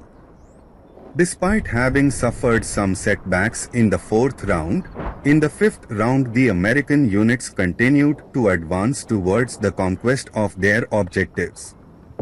The Y-67 building is already under their control, while a single Japanese crew of reduced strength, 1-7, protects the 64 building.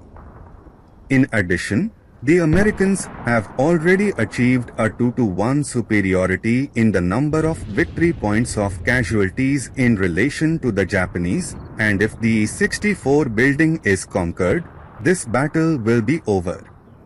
In this round, the Japanese will try to avoid casualties as much as possible and, most likely, will try to move forces to the critical E64 building. Before we continue with this battle, let's revisit one of the mistakes made by Jim and pointed out by at Caslo Calgary 80-78.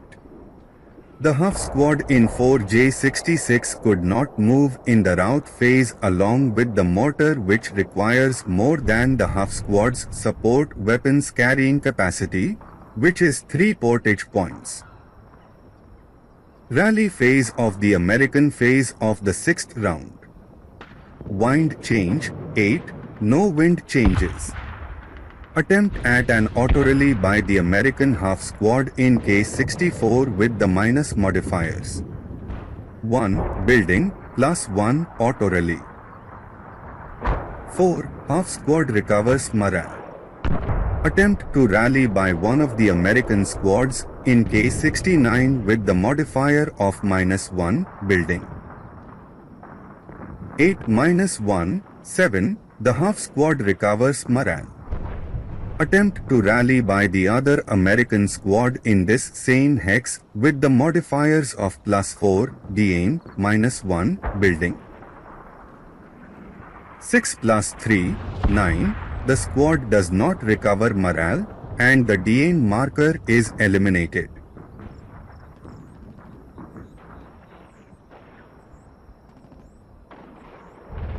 Attempt to rally by the Japanese crew in B63. Before carrying out this rally, it is important to bear in mind that one of the peculiarities of the Japanese in ASL is that their leaders, for rally-related matters, function like Soviet commissars. A Japanese leader, like a commissar, must try to rally units with broken morale to their location. A unit is immune to DN status while being restored by a commissar, in addition to increasing its morale level by 1. Any MMC that fails to rally under the direction of a Japanese leader is replaced by the next lowest quality unit of the same size. If it is already of the lowest quality, the squad suffers a reduction in strength or casualties. A crew, single-man counter or half squad with broken morale that cannot be replaced, reduced quality, is eliminated. Therefore, this Japanese unit is not under the DN marker, its morale is raised to 9 and the modifier will be -1, building. 10-1, 9, this unit's morale should be restored, which Jim does not do. Prep fire phase.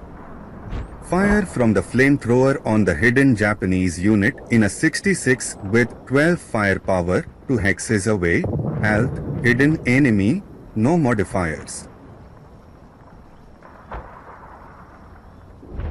Fire with squads 666 on the same Japanese unit with 12 firepower, health, hidden enemy, +3, fire through the Paco Cemetery gates.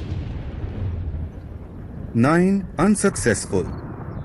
Fire from the two American squads in Z68 against the Japanese leader in Z65 with the modifier of +1, CX. 6 + 1, 7, 1 morale check.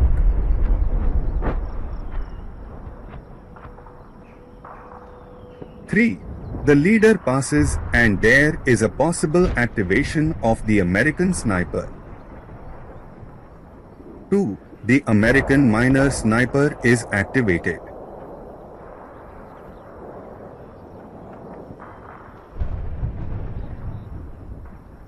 Four. Direction. 3. Distance. The target to be attacked will be the Japanese squad at E65, which becomes pinged.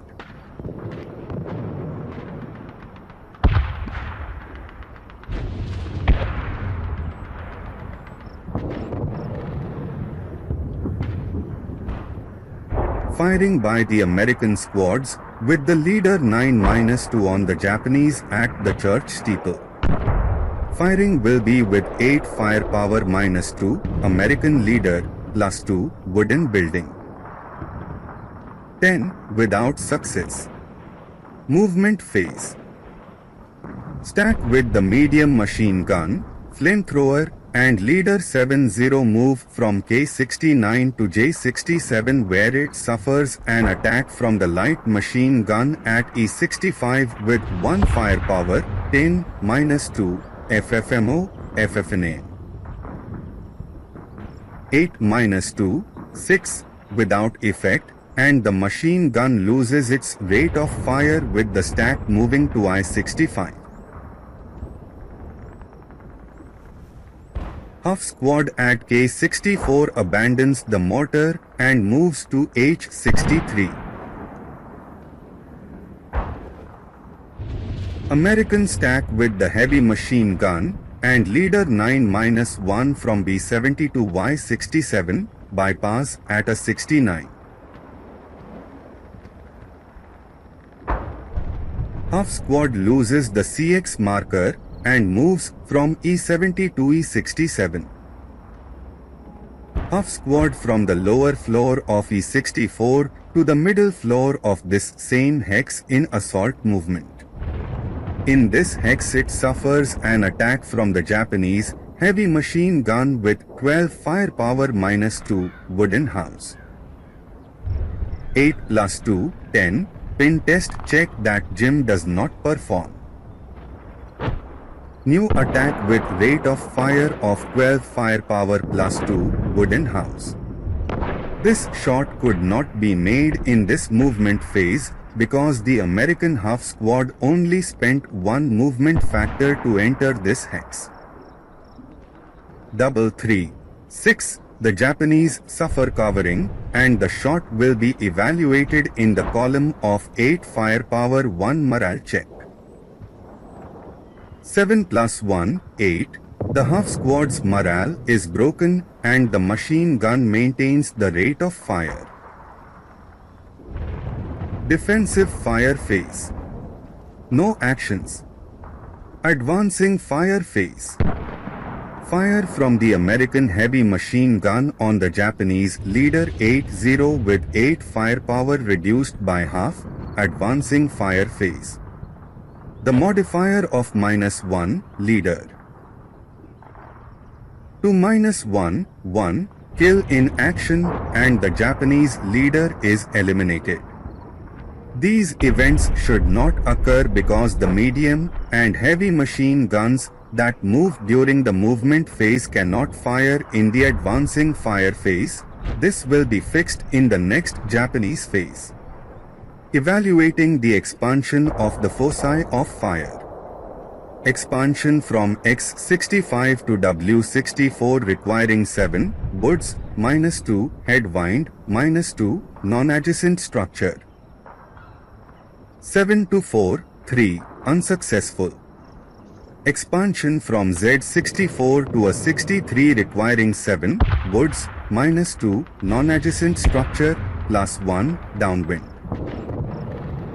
8 -1, 7, a flame marker is deposited on the hex. Expansion from H72 to G71 requiring 9, stone building, +2, headwind, +2, non-adjacent structure. 4 -4, 0, no expansion. Expansion from L61 to Palm Grove at H61 requiring 9 +2, downwind. 4 +2, 6, no expansion. Route phase. Half squad on intermediate floor of E64 to lower floor of E63.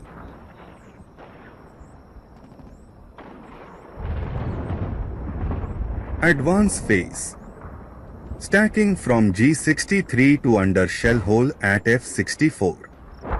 H63 to G63. I64 to H64. E67 to F67. Squad 666 with bazooka from Z68 to Z67.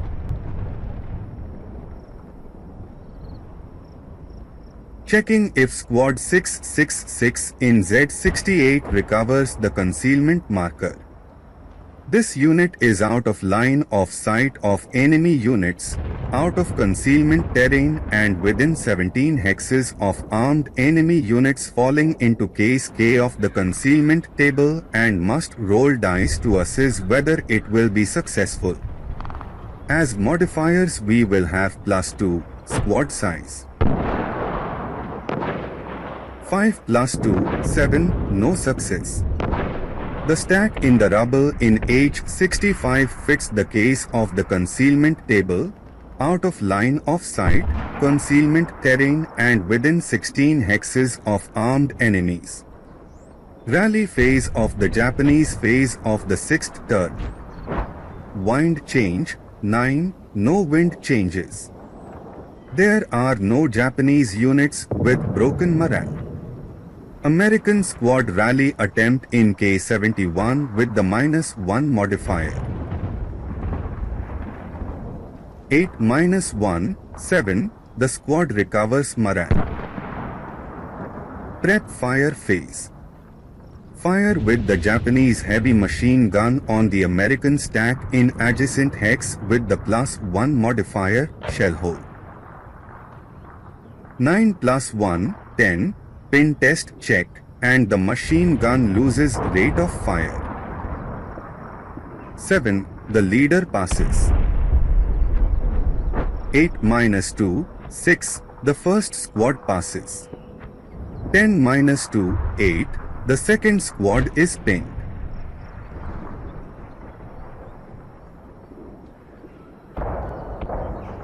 Fire with the squad with the light machine gun in E65 against the American stack with 4 firepower +1, shell hole. 12, failure and the machine gun becomes non-functional. Movement phase. Crew with the medium machine gun in C63 loses the concealment marker and moves over the wire in D65. In this hex, roll 1 die to check the number of movement factors to move under the wire. 3. The crew moves under the wire spending the remainder of their movement factors. Crew from a 66 to a 65. B66 to B67. Stacking from B65 to a 65. Leader 80 to D64 bypassing Y63 Z64 and Z64 a 63 a 64. Defensive fire phase. Firing from the American stack in F64 on the Japanese in the steeple with 8 firepower +2, stone house, -2, leader. 6, 1 morale check. 10+1, 11, the crew's morale is broken. Advancing fire phase. No actions. Fire spread check. From X65 to W64 requiring 7-2, non-adjacent structure, -2, non-contiguous structure. 7-4, 3, no spread. Flame to flame transformation in a 63 requiring 7 or more for this transformation. 7. The blaze marker replaces the flame marker. Spread from H72 to G71 requiring 9-2, headwind, -2, stone building. 6-4, 2, unsuccessful. Attempt to spread fire from L61 to Coconut Hex at H61 requiring 9 and the modifier of +2, tailwind. 2 +2, 4, no spread occurs. Blaze passes from lower floor of X65 to upper floor requiring 9 or more. 10. Successful. And a flame, not blaze, marker should be placed on the upper floor of this hex. Rout phase. The Japanese unit in the steeple opts to remain in its current position. American half squad from F63 to G63. Advance phase. Japanese leader 10-0 accompanied by crew 228 from a 65 to a 66. Japanese stacking from B67 to B66. Japanese unit from a 65 to B66.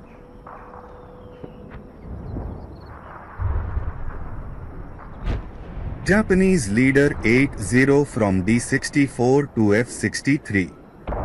Japanese squad from E65 to E64. Japanese crew with medium machine gun from D65 to E64. Close combat phase.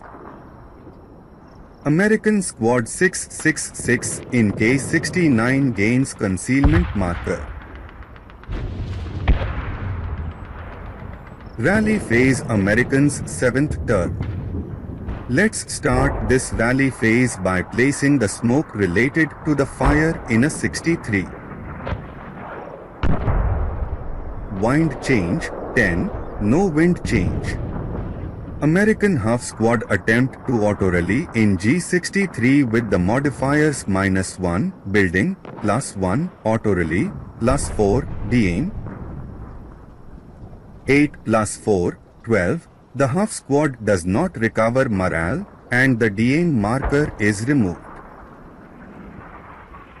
Japanese crew attempt to auto rally in the steeple of E64 with the modifiers +1, auto rally, +4, de-aim, -1, building.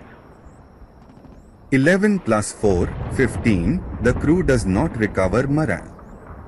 Attempt to recover the function of the light machine gun in E64. 4. The machine gun remains inoperative. Prep fire phase. Firing from the stack consisting of the leader 9-1 accompanied by 2 squads 666 and the heavy machine gun against the Japanese under the concealment marker at a 66. This shot will be fired with 20 firepower reduced by half, concealed target, +3, shot through the gates of the Paco Cemetery, -1, American leader. 6 + 2, 8, normal morale check, and the machine gun maintains the rate of fire with the Japanese units losing the concealment marker. 5. The Japanese leader passes. 5. The crew passes. Attempt to fire with the bazooka on the Japanese stack in an adjacent hex. The base number to hit will be 11-3. Shot through the cemetery gate, requiring 8 or less to hit the target. 4 + 3, 7. The target is hit and will be subjected to 8 firepower. 9. Pin test check. The Japanese leaders do not suffer pin. 9. The Japanese crew has its morale raised by 1 point to 9 by being accompanied by the Japanese leader and is therefore not affected by the shot. Flamethrower shot on this Japanese stack with 12 firepower without modifiers. 8. 1 morale check. 7 + 1, 8. Japanese leader is not affected. 7 + 1, 8. Japanese crew passes. Firing from the American stack in F-64 with 11 firepower doubled to 20, point blank shot, -2, leader, +2, wooden house. 5. 4 morale check and possible activation of the Japanese sniper. 6 + 4, 10. The crew suffers a reduction in personnel and becomes 1 to 8. 6 + 4, 10. The squad also suffers a reduction in personnel and becomes to 3-7. 5. The Japanese sniper is not activated. Movement phase. American squad in Z68 to Z67 in assault movement.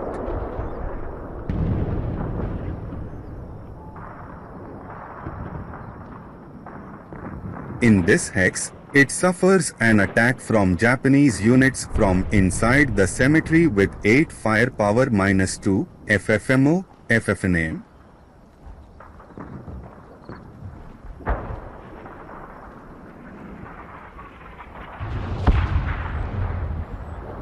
Seven -2, 5, 1 morale check. 7 + 1, 8. the squad has its morale broken. Jim fires again on the same American squad with 4 firepower -2 FFMO FF name.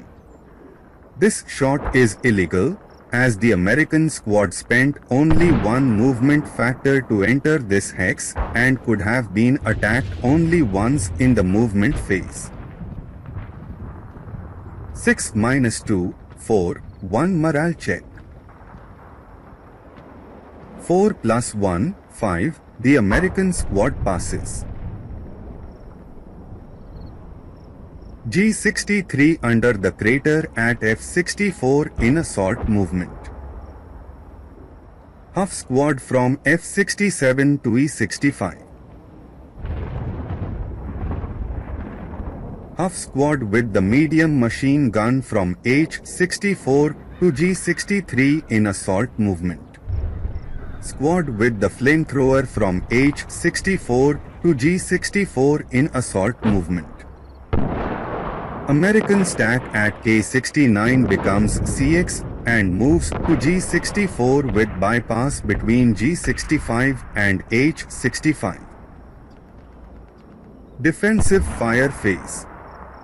Firing from the Japanese stack in E64 on the Americans in the adjacent hex with 6 firepower doubled to 12, point blank shot, with the modifier of +1, shell hole.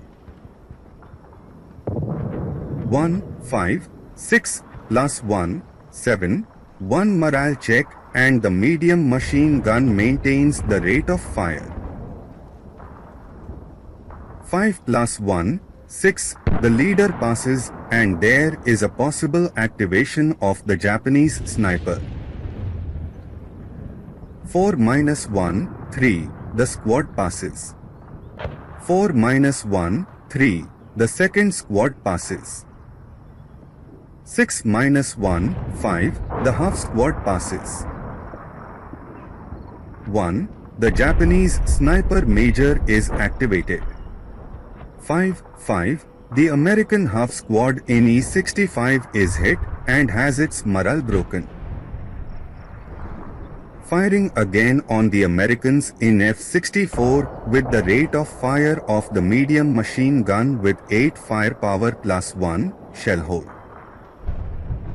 Double to +1, 5, the attack suffers covering and will be evaluated in the 6 firepower column, which is 1 morale check and the machine gun maintains the rate of fire. 6 + 1, 7, the leader passes. 4 - 1, 3, the first squad passes. 4 - 1, 3, the second squad passes. 7 - 1, 6, the half squad is pinned. New shot at the Americans in F64 with the rate of fire of the medium machine gun with 8 firepower +1, shell hole. 5 + 1, 6, 1 morale check and the machine gun loses its rate of fire. 8 + 1, 9, the American leader who has the hero factor does not suffer the effects of the pin in this type of shot. 6 - 1, 5, the first squad passes. 6 - 1, 5, the second squad passes.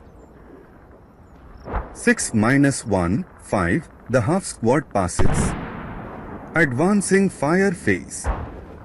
Flamethrower in G64 fires at the Japanese in E64 with 12 firepower without modifiers.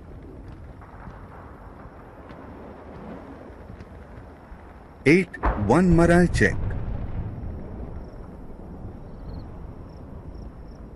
11 + 1, 12, the Japanese squad breaks above the ELR and becomes a half squad conscript 1 to 6.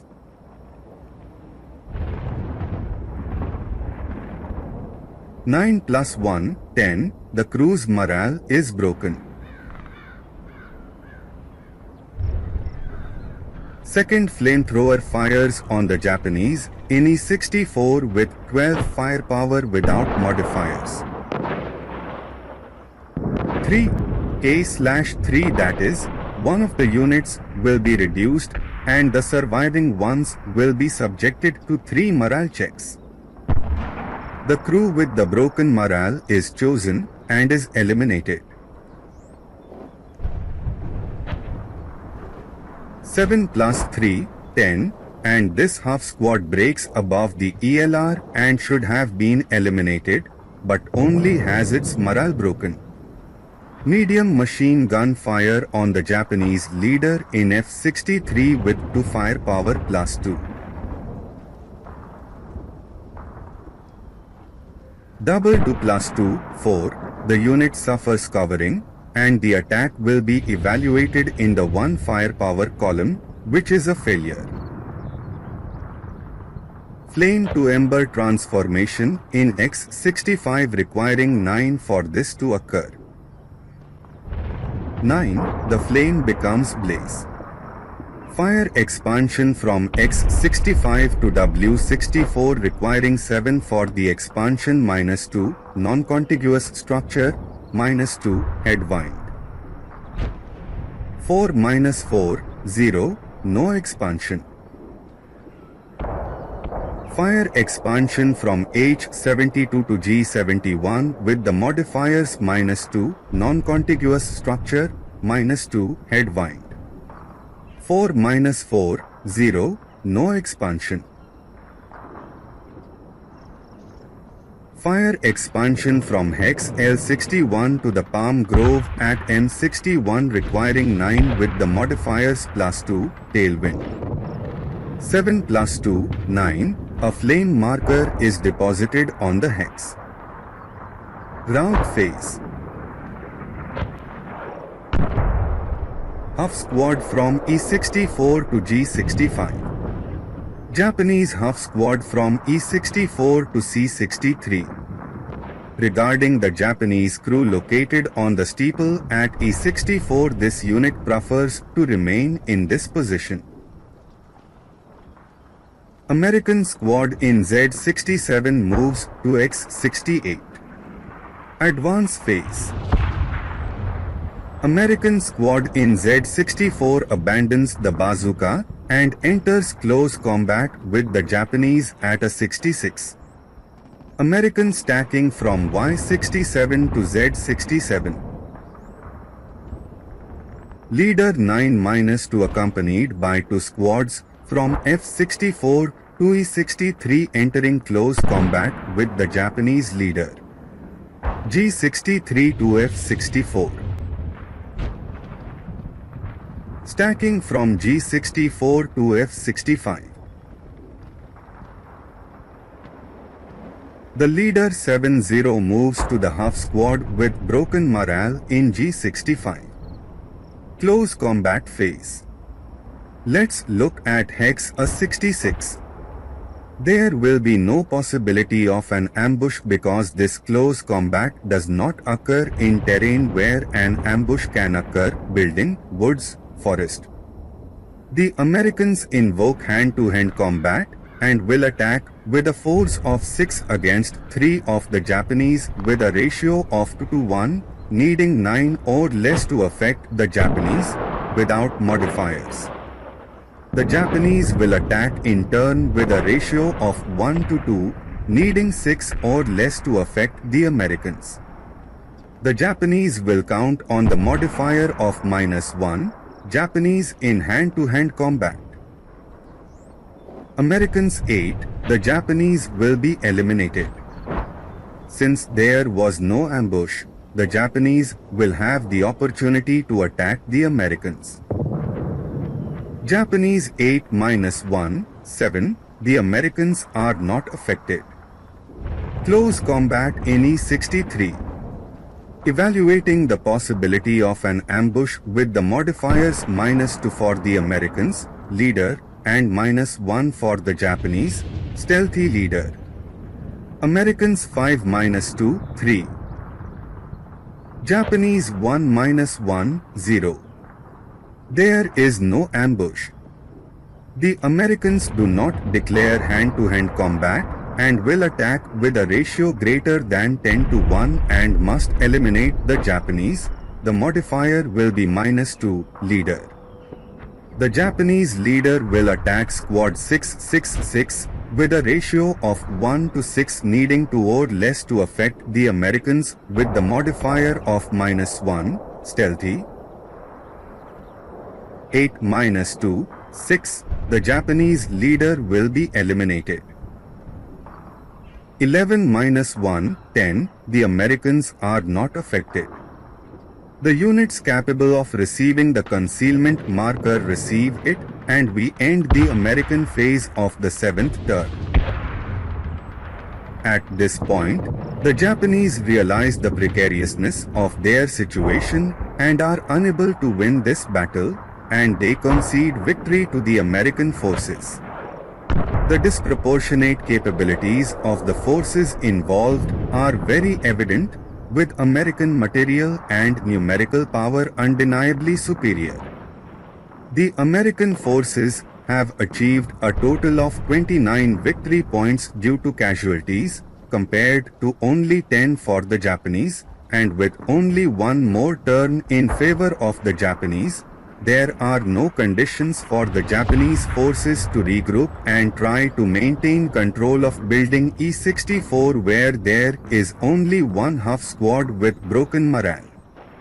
In this way, Jim ends this battle and prepares for the next battle, which will take place in this same module in the week before the events described here, in the initial moments of the American entry into Manila from the north, where they will try to take control of the bridges over the Pasig River before the Japanese destroy them.